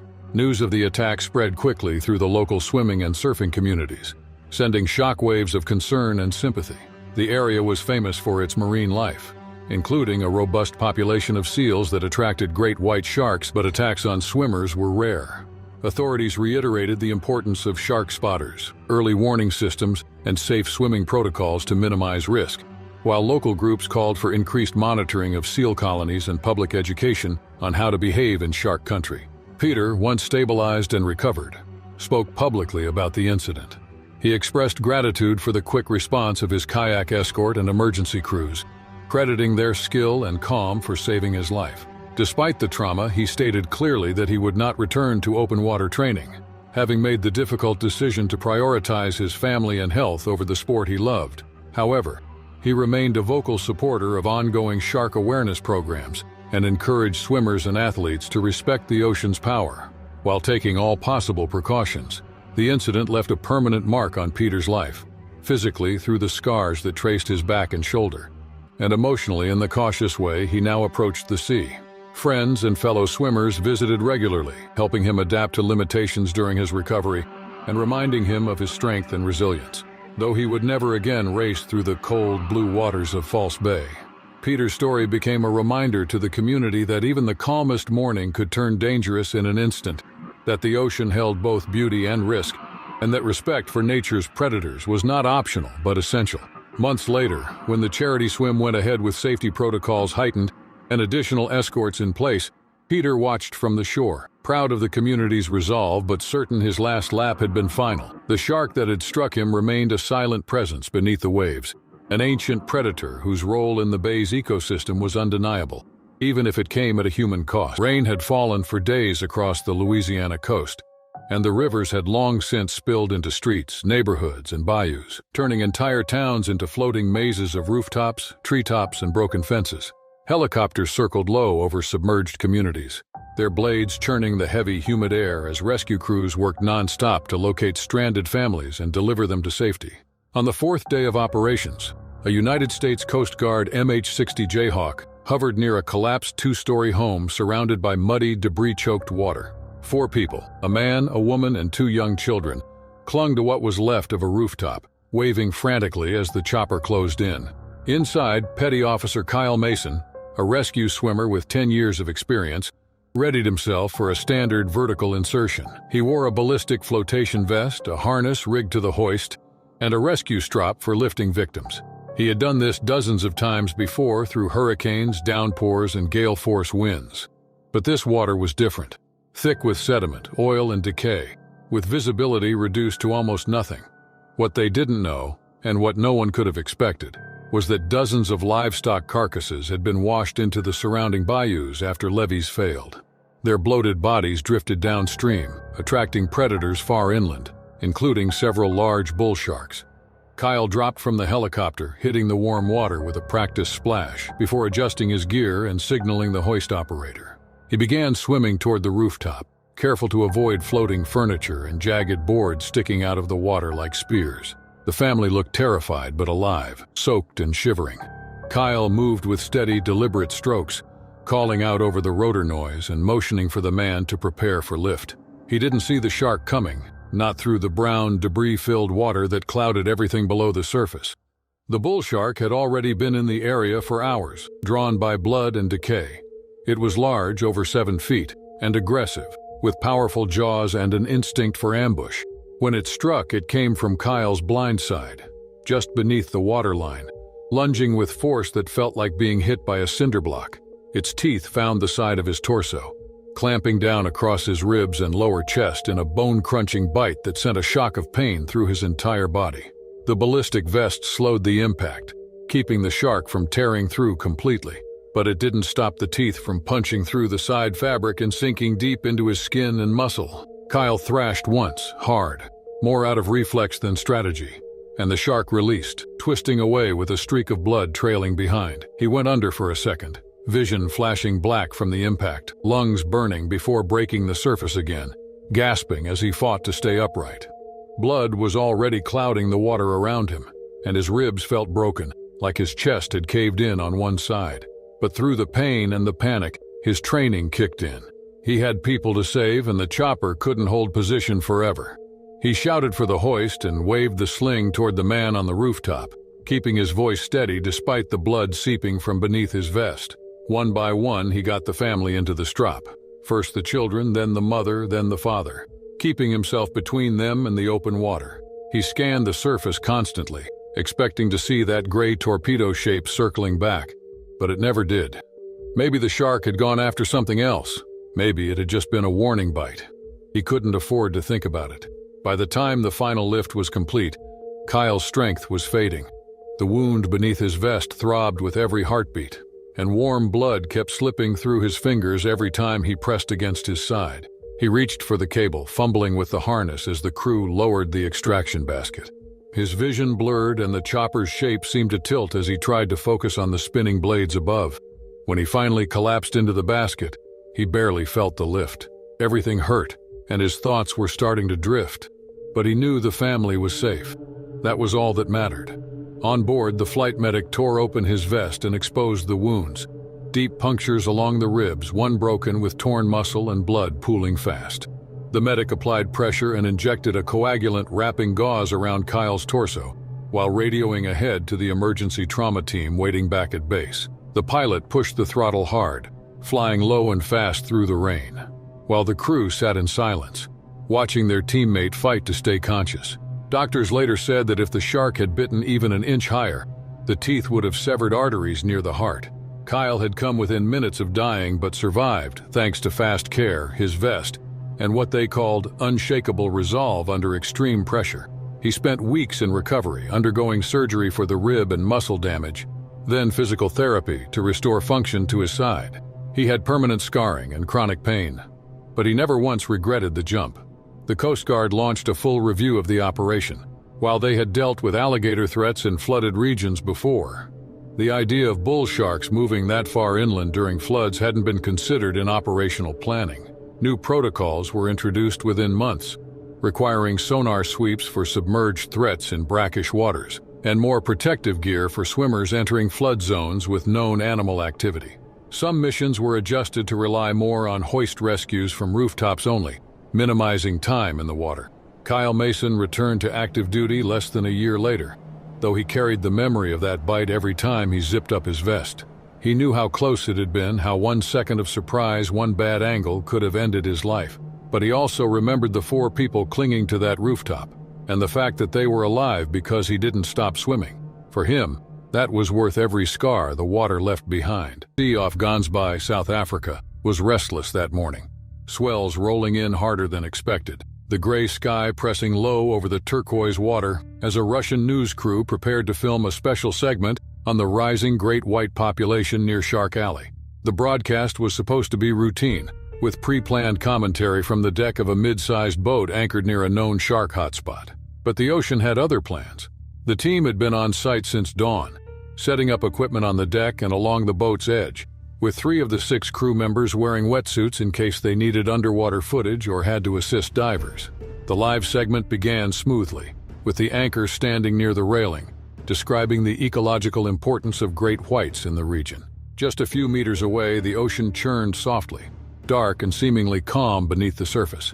Camera 2 was positioned just above the waterline to get a dramatic angle of the anchor with the sea behind it, while another camera operator moved along the side, tightening a lens and adjusting focus. Without warning, a rogue swell struck the side of the vessel. It wasn't massive, but it was strong enough to cause the boat to shift with a violent jolt, tilting suddenly to port and throwing several people off balance. The camera operator closest to the edge slipped first, landing hard on his side and skidding toward the railing. A production assistant grabbed at him, but the sudden shift caused both to lose footing. At nearly the same moment, one of the divers who had been kneeling near the rear tumbled backward, hitting the deck before rolling clean off the boat. Within seconds, 3 crew members were in the water, all yelling at once, their limbs flailing in panic. The live camera, still rolling, captured the screams and splashes before the control room abruptly cut the feed. Beneath them, movement stirred. The crew hadn't realized how close they were to a cruising great white until it surfaced in response to the commotion, its huge, pale body rising from the deep like a ghost through glass. Nearly 5 meters long and weighing well over a ton, the shark closed the distance in seconds. Its torpedo-shaped form moved with chilling precision, drawn by the vibrations of struggling prey above. Blood hadn't yet entered the water, but the chaotic motion had been enough to trigger an instinct it couldn't ignore. The first to see it was the production assistant, who caught a glimpse of its dorsal fin slicing through the waves as it veered toward the diver. The others tried to swim toward the boat, but the sudden coldness of fear, mixed with the drag of their soaked clothing, slowed their frantic strokes. The diver turned too late. The great white lunged upward with terrifying force, its jaws open wide, rows of serrated teeth flashing as it surged through the surface and bit down on the diver's right leg. The impact sent a spray of water and blood into the air. The bite wasn't a full amputation, but it ripped through the wetsuit and flesh with horrifying ease, leaving exposed muscle and gaping wounds. The diver's scream was muffled by the crashing waves, but the agony in his voice still pierced the morning air. He flailed instinctively, which only caused more blood to pump from the shredded limb, clouding the water in a widening red spiral. The shark circled again, not in a frenzied attack, but with measured curiosity, as if deciding whether to strike again.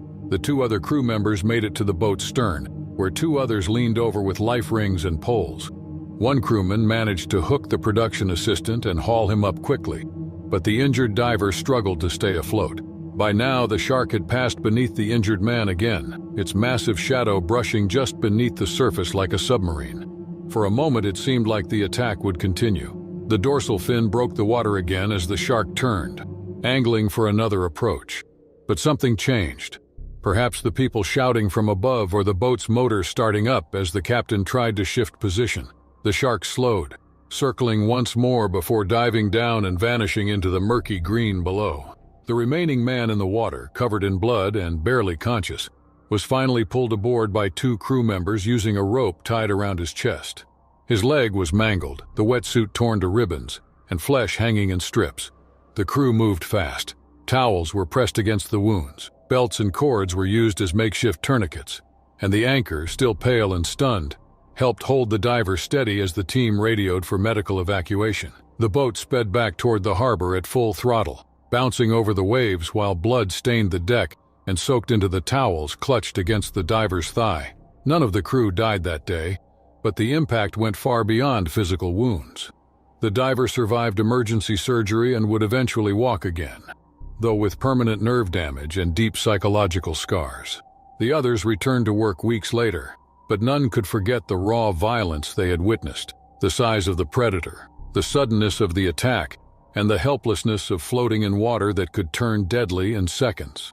In the aftermath, producers faced heavy criticism for putting crew members at risk without sufficient safety protocols in place. Investigations focused on why the team had been so close to known shark waters without full cages or protective measures.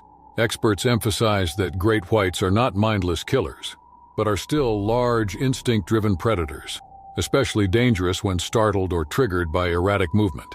What made the incident so haunting wasn't just the bite or the blood. It was how fast everything happened, how quickly a moment meant for storytelling turned into a brush with death. For the crew, it was a reminder that nature doesn't care about cameras or broadcasts or schedules. The sea, the sharks, and the instincts beneath the surface follow their own rules. And sometimes they break through with terrifying force. Naval Base Guam, Apra Harbor, 2015. The waters of Apra Harbor in Guam had long served as a strategic training ground for the United States Navy.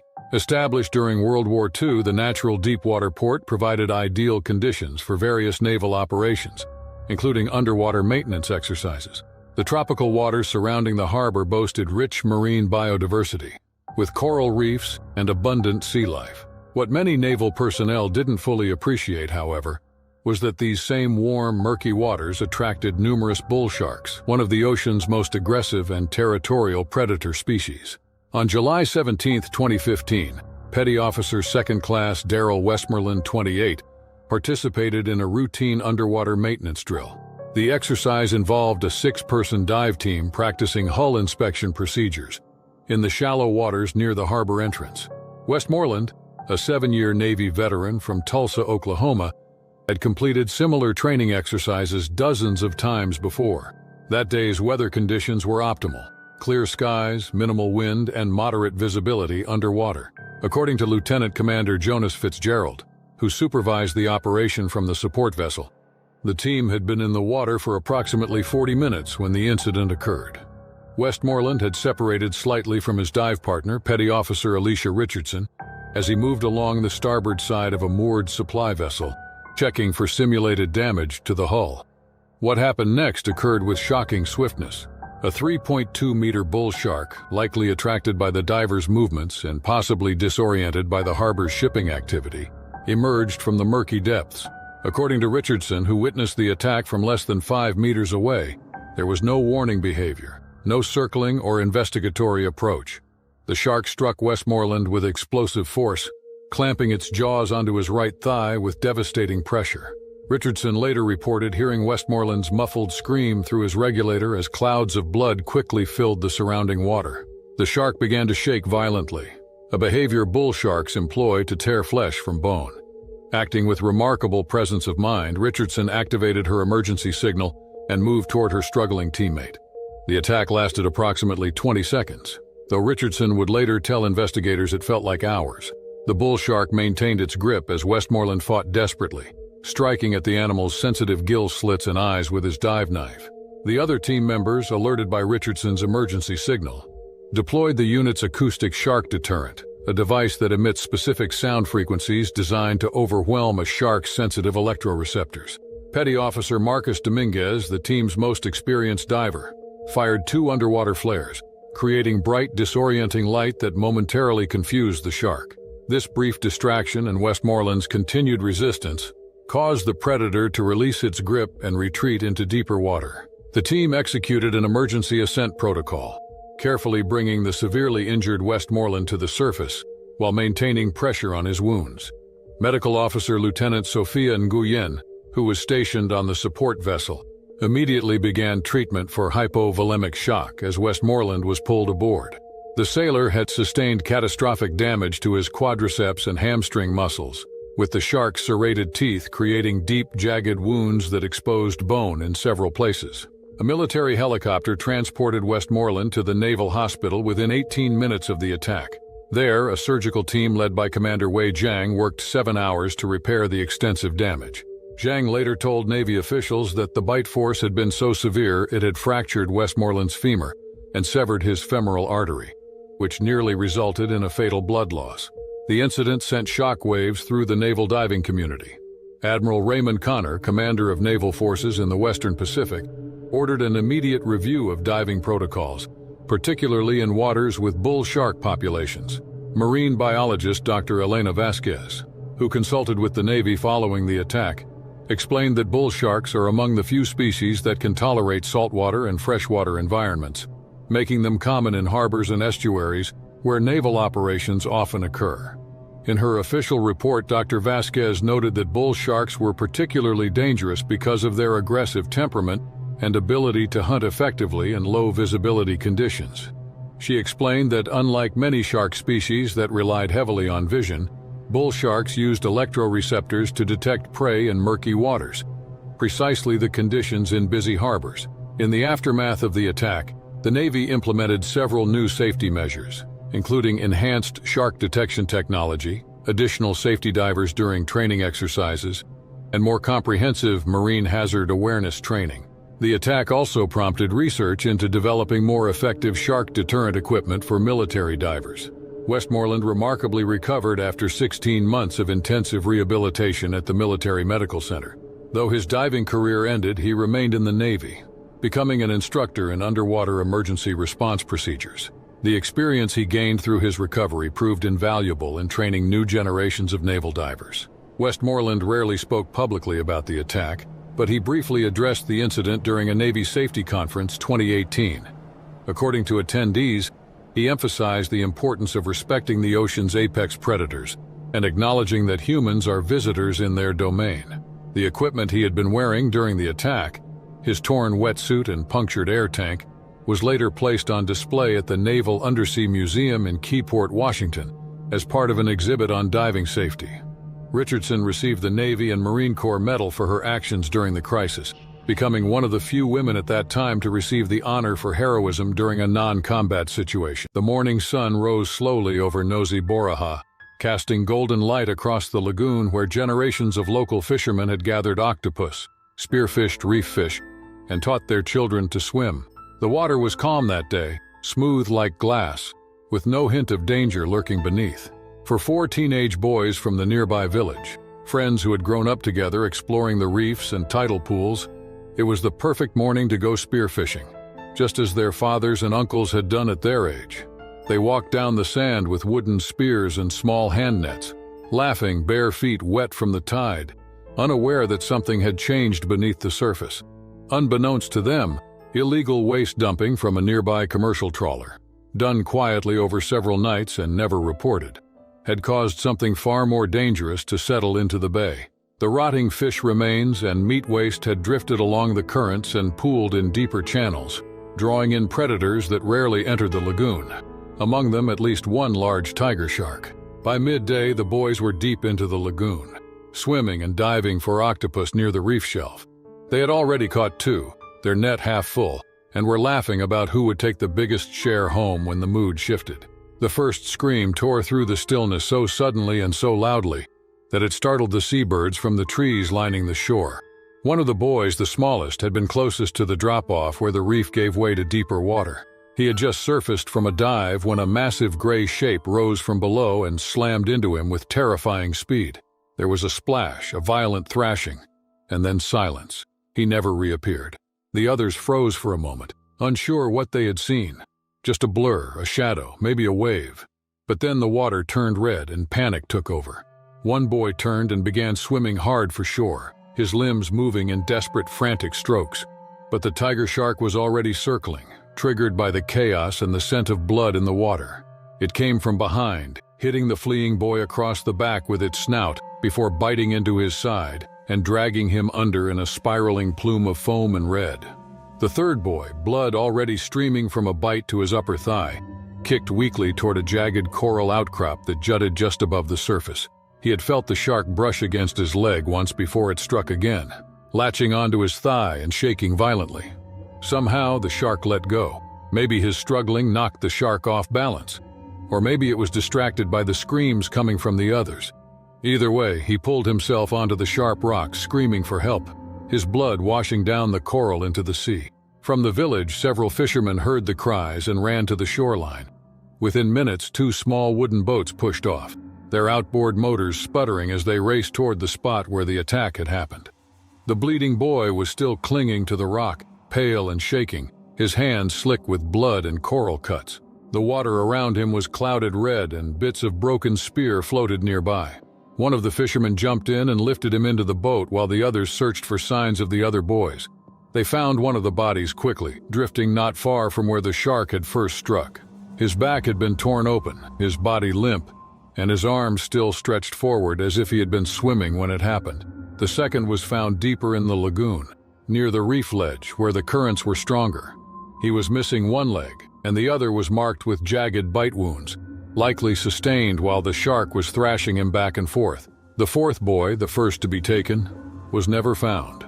Back on shore, word of the attack spread fast. Mothers collapsed onto the sand, screaming their sons' names as villagers tried to comfort them. The wounded boy was rushed to the nearest clinic where doctors worked to stop the bleeding and stabilize him. He survived, but the damage to his leg was severe. Muscle torn, nerves exposed, and infection already setting in from the dirty water and bite. He would never fish again. The village, still in shock, gathered that night along the shore for a candlelit vigil. Families stood in silence, holding each other as the sea lapped gently at the beach, now forever marked by what had happened. Elders led prayers, and fishermen spoke of the old warnings, how tiger sharks were not to be taken lightly, and how changes in the sea's balance could bring predators where they didn't belong.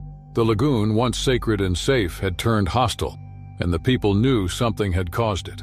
Within days, rumors began to surface about a commercial fishing boat spotted dumping barrels offshore late at night, and although no officials confirmed it, many believed the blood and rot had drawn the sharks closer than ever before. Locals demanded action, barriers, patrols, and protection for traditional fishing areas where their children played and their food was gathered. Signs were posted, and spearfishing was halted until further notice, but the damage had already been done. The lagoon, once a place of laughter and learning, now carried the memory of screams and blood, of a predator's shadow slicing silently through familiar waters. The survivors would never forget the terror of that day, and the village would never again see the reef as only a place of life and harvest. It had become something else, a reminder that even the most sacred waters could change, and that when balance is broken, the sea has a way of punishing those who forget its power. Cape Town, South Africa, 2017. The remote stretch of Kogal Bay Beach along South Africa's eastern cape had long been known for its breathtaking beauty and dangerous waters. Situated near Seal Island, a notorious breeding ground for Cape fur seals, the area had a dark history of shark encounters dating back to the early 1900s. Local authorities had installed warning signs in multiple languages and employed seasonal shark spotters. Still, the pristine waters and magnificent coastline continued to lure tourists seeking the perfect African beach experience. For the Petrovich family from St. Petersburg, Russia, their dream South African vacation turned into an unimaginable nightmare on the morning of March 15, 2017. Borislav Petrovich, 43, a successful investment banker, his wife Anastasia, 39, a marine biology professor, and their 2 children, Mikhail, 12, and Svetlana, 9, had been staying at a luxury resort overlooking the bay for 3 days. The family had specifically chosen this location for its natural beauty, and because Anastasia had long wanted to observe the area's marine ecosystem firsthand. According to Hendrik van der Merwe, 67, a local fisherman who witnessed the tragedy, The water had been unusually murky that day due to recent storms, and most locals had avoided entering beyond the shallows. Van der Merwe noted that he had spotted unusual seal activity closer to shore that morning, a potential warning sign that sharks might be hunting nearby. Despite the conditions, the Petrovich family ventured into the water around 9:30 a.m., walking approximately 50 meters from shore where the water reached just above waist deep for the adults. They were the only swimmers in that section of the beach. According to Van der Merwe, who was preparing his small fishing boat about 200 meters away, the family enjoyed themselves, splashing and taking photographs in the shallow surf. What happened next occurred with terrifying speed. A 4.8-meter great white shark, later identified by marine biologists as a mature female known to frequent the area, approached from deeper waters. The shark, likely drawn by the family's splashing that mimicked distressed prey, targeted Borislav first. Van der Merwe recalled hearing sudden screams and seeing a massive disturbance in the water. The shark had struck Borislav from behind, inflicting catastrophic bite wounds across his lower back and legs. The force of the attack sent him face down into the water, where he remained motionless. Reacting with maternal instinct, Anastasia immediately pushed her children toward shore while attempting to reach her husband. The chaos of thrashing bodies and spreading blood appeared to trigger a feeding response in the shark. It circled back with frightening precision, this time targeting Anastasia. According to Van der Merwe, who had abandoned his equipment and was running toward the water's edge, the shark bit Anastasia across her torso with such force that she was briefly lifted from the water before disappearing beneath the surface. The children, panicking and just meters from their parents, became the next targets. The shark, continuing its aggressive behavior, attacked Mikhail first, then Svetlana, leaving fatal wounds to both children. Van der Merwe described the water turning dark red as he and 3 other beachgoers who had heard the commotion rushed into the shallows. Jalil Abrahams, 29, a nearby tour guide who joined the rescue attempt, later told authorities that only Mikhail showed signs of life when they reached the scene. Despite their desperate efforts to stem the bleeding from massive wounds to his legs and abdomen, the boy succumbed to his injuries before emergency services arrived approximately 18 minutes later. The attack shocked the community and rippled through South Africa's tourism industry. Dr. Nomvula Zaba, a shark researcher from a university in Cape Town who investigated the incident, explained that several factors likely contributed to the tragedy. The family had unknowingly entered the water during what local fishermen called the shark hour, the early morning period when great whites often hunt actively. Additionally, their location near a seal colony during pupping season placed them in a high-risk zone. Dr. Zaba's official report highlighted the unusual nature of the case, emphasizing the repeated targeting of multiple victims in shallow water. She noted that great white sharks typically bite once and retreat to assess their prey, but the shark displayed unusually persistent predatory behavior in this instance. In the aftermath, Cape Town municipal authorities implemented enhanced safety measures, including expanded shark spotting programs, additional warning buoys, and mandatory beach closures during high-risk periods. The Kogel Bay beach attack was recorded as one of South Africa's deadliest shark incidents in recent history. Vladimir Kolakov, the Russian consul in Cape Town, worked with local authorities to repatriate the family's remains. Later, a small memorial consisting of 4 stone markers was erected on the beach, becoming both a somber reminder of the tragedy and a warning about the ocean's unpredictable dangers. The great white responsible for the attack was never caught, though tracking data suggested it migrated to Australian waters the following season. Marine conservation groups emphasized that such incidents, while devastating, remained extraordinarily rare and should not result in culling programs that might damage the already vulnerable great white shark population. Van der Merwe, who gave up fishing after witnessing the tragedy, has since become an advocate for improved beach safety.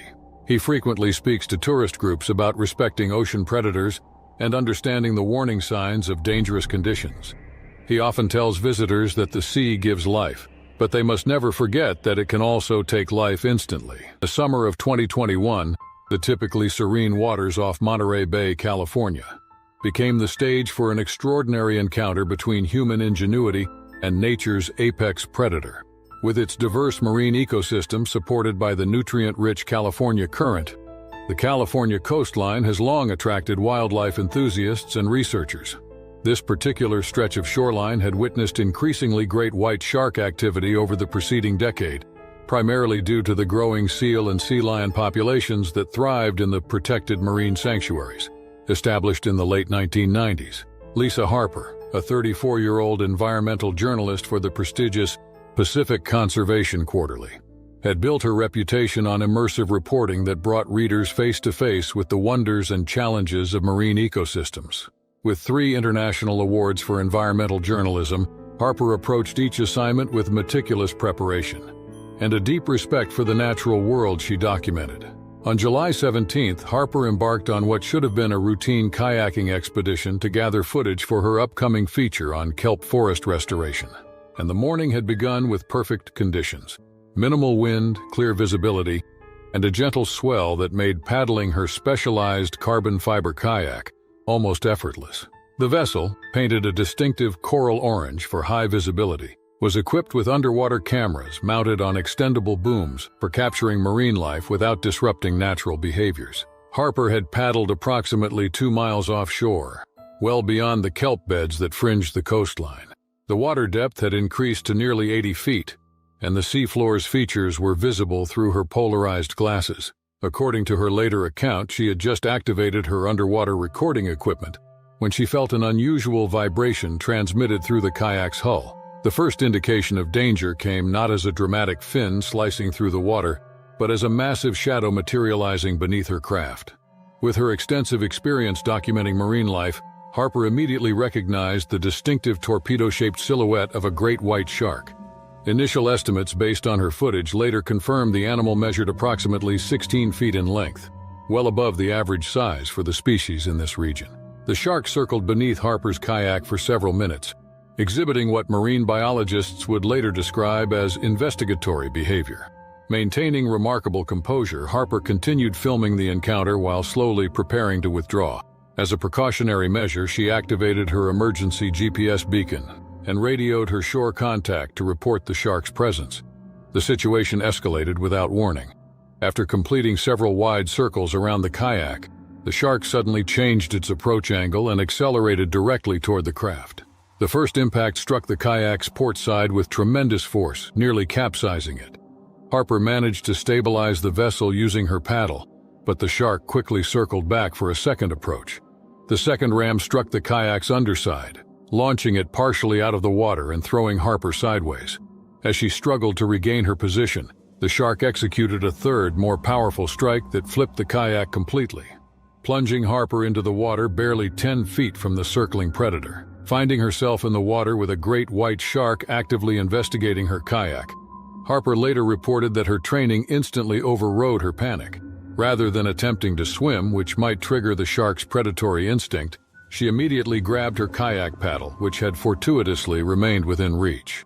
Holding the paddle horizontally before her, she created a barrier between herself and the approaching shark.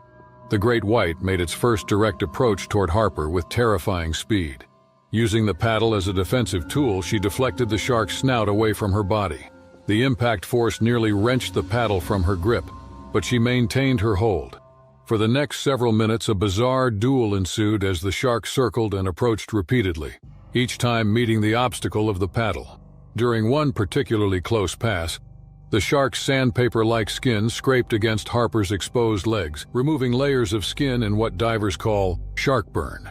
Another approach resulted in the shark's teeth scraping against her wetsuit boots, slicing through the neoprene but miraculously missing her flesh. After what Harper estimated to be 15 minutes but was later confirmed by her emergency beacon data to be just over 8 minutes, salvation appeared in the form of the commercial fishing vessel Northern Light. Captain Terrence Walsh and his 2-person crew had received the emergency broadcast and diverted their course to investigate. The sound of their approaching engine and the disruption caused by their hull seemed to dissuade the shark, which disappeared into deeper water. Walsh and his crew skillfully maneuvered alongside Harper, pulling her aboard and her damaged kayak. Though bleeding from multiple abrasions and in the early stages of hypothermia, Harper's injuries were remarkably minor given the circumstances. More impressively, her underwater cameras continued recording throughout the encounter, capturing unprecedented footage of great white shark investigatory and testing behavior. In the aftermath of the incident, Harper spent 2 days under observation at a community hospital in Monterey Peninsula before being released. The scientific community's interest in her footage led to a collaboration with marine biologists, who analyzed the shark's behavior patterns. Their findings suggested that the shark had been exhibiting what they termed exploratory aggression, a behavior pattern rarely documented in wild great whites. Despite her harrowing experience, Harper returned to marine journalism within months, though she adopted enhanced safety protocols, including never kayaking alone and always operating within the range of support vessels. The documentary produced from her footage, The Testing Ground, won critical acclaim at the International Wildlife Film Festival and significantly advanced public understanding of shark behavior. Local maritime authorities implemented new advisory protocols for the area, including increased aerial surveillance during peak shark season and improved emergency response coordination. Harper's experience, while traumatic, ultimately contributed valuable data to shark researchers and potentially saved lives through the enhanced safety measures it inspired. Off the rugged, windswept coast of South Africa near Cape Town on May 1, 2025, what was supposed to be groundbreaking television entertainment turned into a horrifying ordeal that would change the lives of everyone involved. The location had been specifically chosen for its dramatic landscape and challenging waters, an area known locally as Shark Alley, due to its high concentration of marine predators.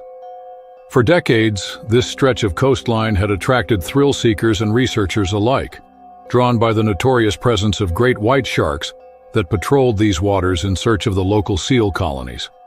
The Russian production company Ekstrem Media had spared no expense in setting up their latest venture, a high-stakes reality competition called Survival Ocean's Edge. 10 contestants from across Eastern Europe had been selected after rigorous auditions, each believing they would return home with fame and fortune. The show's premise involved increasingly dangerous underwater challenges, with the final prize of 2 million rubles awaiting the ultimate victor. Producer Alexei Volkov had insisted on authenticity, rejecting safety measures proposed by local marine experts. When marine safety consultant Thabo Mbeki suggested postponing filming due to increased shark activity that week, Volkov had dismissed the concerns, claiming that danger was precisely what would boost ratings. The production team had obtained permits through questionable channels, bypassing several crucial safety regulations in the process. The contestants, 5 men and 5 women, had been preparing for the underwater obstacle course all morning. As the afternoon sun reached its peak, they plunged into the cold Atlantic waters, unaware of the danger lurking beneath the surface. Camera operators in wetsuits followed, capturing every moment of what was about to unfold. Contestant Natalia Kuznetsova was the first to notice something wrong. A massive shadow glided beneath her, moving with purpose and precision. Before she could alert the others, the water erupted in a violent explosion of white foam and thrashing limbs. A 6-meter great white shark, drawn by the unusual activity in the contestants' bright wetsuits, had launched its first exploratory bite, clamping down on contestant Viktor Petrov's leg with devastating force. Panic spread through the group like wildfire. The shark, seemingly agitated by the commotion, began circling the terrified contestants as they frantically tried to reach the safety boat anchored 50 meters away. Producer Volkov, watching from the deck, initially believed the chaos was excellent footage, not realizing the genuine horror unfolding before his eyes. The predator struck again, this time targeting contestant Olga Ivanova, who had become separated from the group. The shark's powerful jaws closed around her arm, dragging her underwater momentarily before releasing her. Blood spread through the water, creating a slick that only intensified the shark's aggressive behavior. Nearby fishermen from the village of Gansbai, who had been watching the production with disapproval, immediately sprang into action when they realized what was happening. Captain Johan van der Merwe and his crew rushed their boat toward the scene, throwing life preservers and pulling contestants from the water as the shark continued its relentless assault. The rescue was chaotic and desperate. One by one, the bloodied contestants were hauled aboard the fishing vessel and the production boat. Miraculously, all 10 survived the initial attack, though 8 suffered injuries ranging from minor lacerations to severe trauma. Viktor Petrov and Olga Ivanova sustained the most serious wounds, requiring immediate emergency evacuation to a hospital in Cape Town. In the aftermath, as medical teams worked frantically to save the victims, the full impact of the disaster began to emerge. The show was immediately canceled, and investigations were launched into multiple violations of marine safety protocols. Producer Volkov faced criminal charges for negligence and endangering lives, while the production company found itself battling lawsuits from all 10 contestants and their families. The incident sparked global outrage and renewed debates about the ethics of reality television and the exploitation of dangerous natural environments for entertainment. Marine conservation groups used the disaster to highlight the need for respecting shark territories and understanding that these apex predators were not villains, but animals behaving according to their nature in waters humans had invaded. For the survivors, the psychological scars ran deeper than their physical wounds. Natalia Kuznetsova became an outspoken advocate for shark conservation, arguing that the blame lay entirely with the production company's recklessness. Viktor Petrov, after 6 surgeries to reconstruct his leg, established a foundation dedicated to promoting responsible marine filming practices. The reality show Nightmare served as a sobering reminder of humanity's hubris when facing the raw power of nature. While no lives were lost that day, something fundamental had changed in how the entertainment industry approached wildlife encounters. The haunting image of terrified contestants fighting for their lives in blood-stained waters became an enduring symbol of what happens when the quest for ratings overrides respect for nature's most formidable predators. The waters off Cape Town eventually returned to their natural rhythms, the Great White continuing its ancient patrol long after the cameras and chaos had departed, indifferent to the brief human drama that had unfolded in its domain. In May 2022, the crystalline waters surrounding Oahu, Hawaii, concealed dangers beneath their deceptively peaceful surface. The Hawaiian archipelago, formed by volcanic activity millions of years ago, had long been recognized for its extraordinary marine biodiversity. The island's isolation in the middle of the Pacific had created unique ecosystems, where various shark species, including the formidable tiger shark, reigned as apex predators. For centuries, native Hawaiians regarded sharks as aumakua, or family gods, treating them with reverence and respect, a wisdom modern visitors sometimes fail to appreciate. U.S. Navy Sergeant Jason Brooks, a 29-year-old elite underwater demolition specialist with the Navy's Explosive Ordnance Disposal (EOD) unit, had been stationed at Naval Station Pearl Harbor for under 2 years. Brooks had distinguished himself during 2 previous deployments in the Persian Gulf, earning commendations for his exceptional underwater navigation skills and cool-headed judgment under pressure. With over 2,000 logged dive hours, including numerous high-risk operations, Brooks was considered one of the unit's most capable operatives. On May 17th, Brooks and his 5-member team received orders to conduct what was classified as a routine but sensitive underwater demolition exercise approximately 3 miles offshore of Kaneohe Bay on Oahu's eastern coast.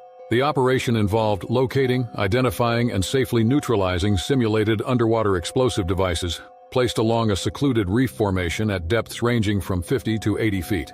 While predominantly a training exercise, the mission also cleared the area of potentially dangerous abandoned military ordnance from earlier decades. The team deployed from the USS Defender, a specialized mine countermeasures vessel, at 0700 hours under ideal weather conditions. Visibility underwater extended to nearly 100 feet, with minimal current and a comfortable water temperature of 76 degrees Fahrenheit. Brooks and his dive buddy, Petty Officer Ramirez, were assigned to investigate the deeper northern section of the reef, while the remaining team members covered the southern approach.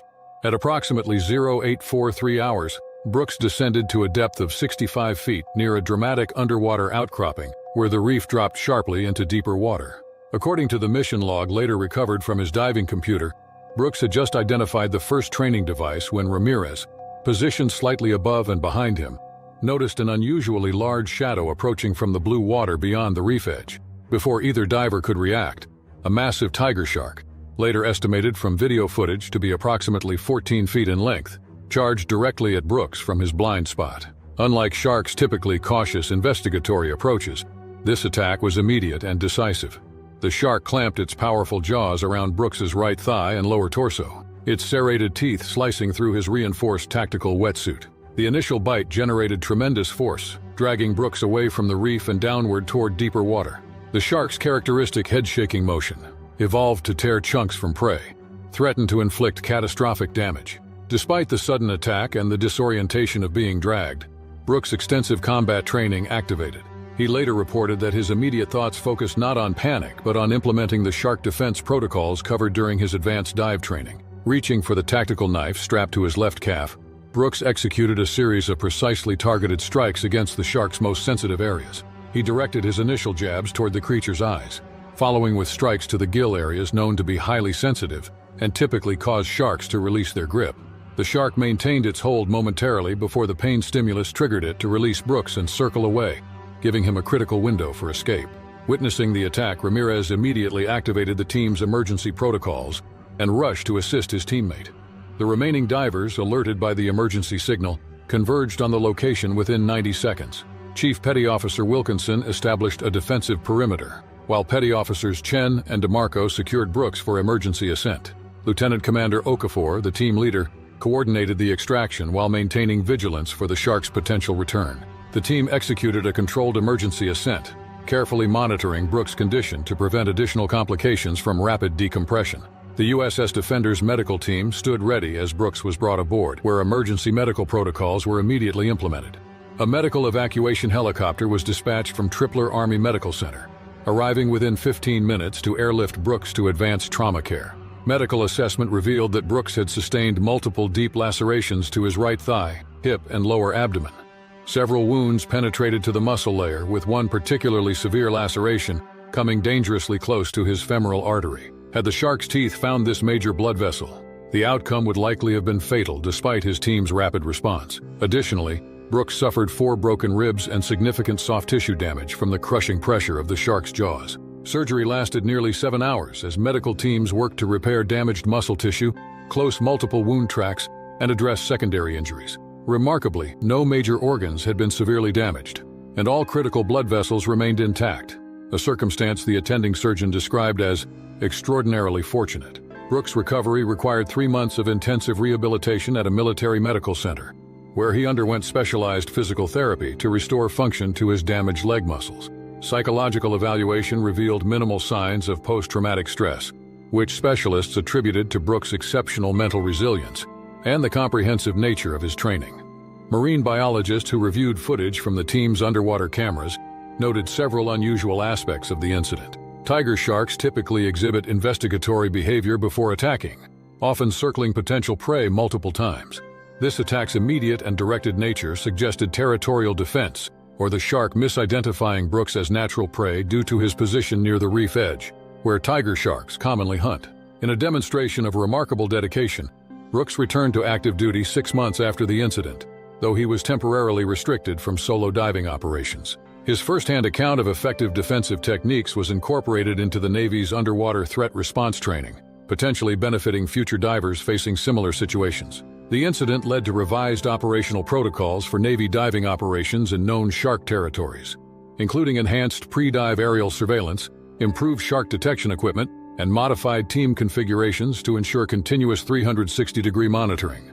Brooks advocated for these changes, emphasizing that proper preparation, rather than fear, should guide diving operations in shark habitat. In December 2022, Brooks was awarded the Navy and Marine Corps Commendation Medal for his composure under extreme circumstances and his contributions to improve safety protocols. He continues to serve with the EOD unit, now as an instructor specializing in underwater threat response. His experience provides invaluable real-world insights for the next generation of military divers.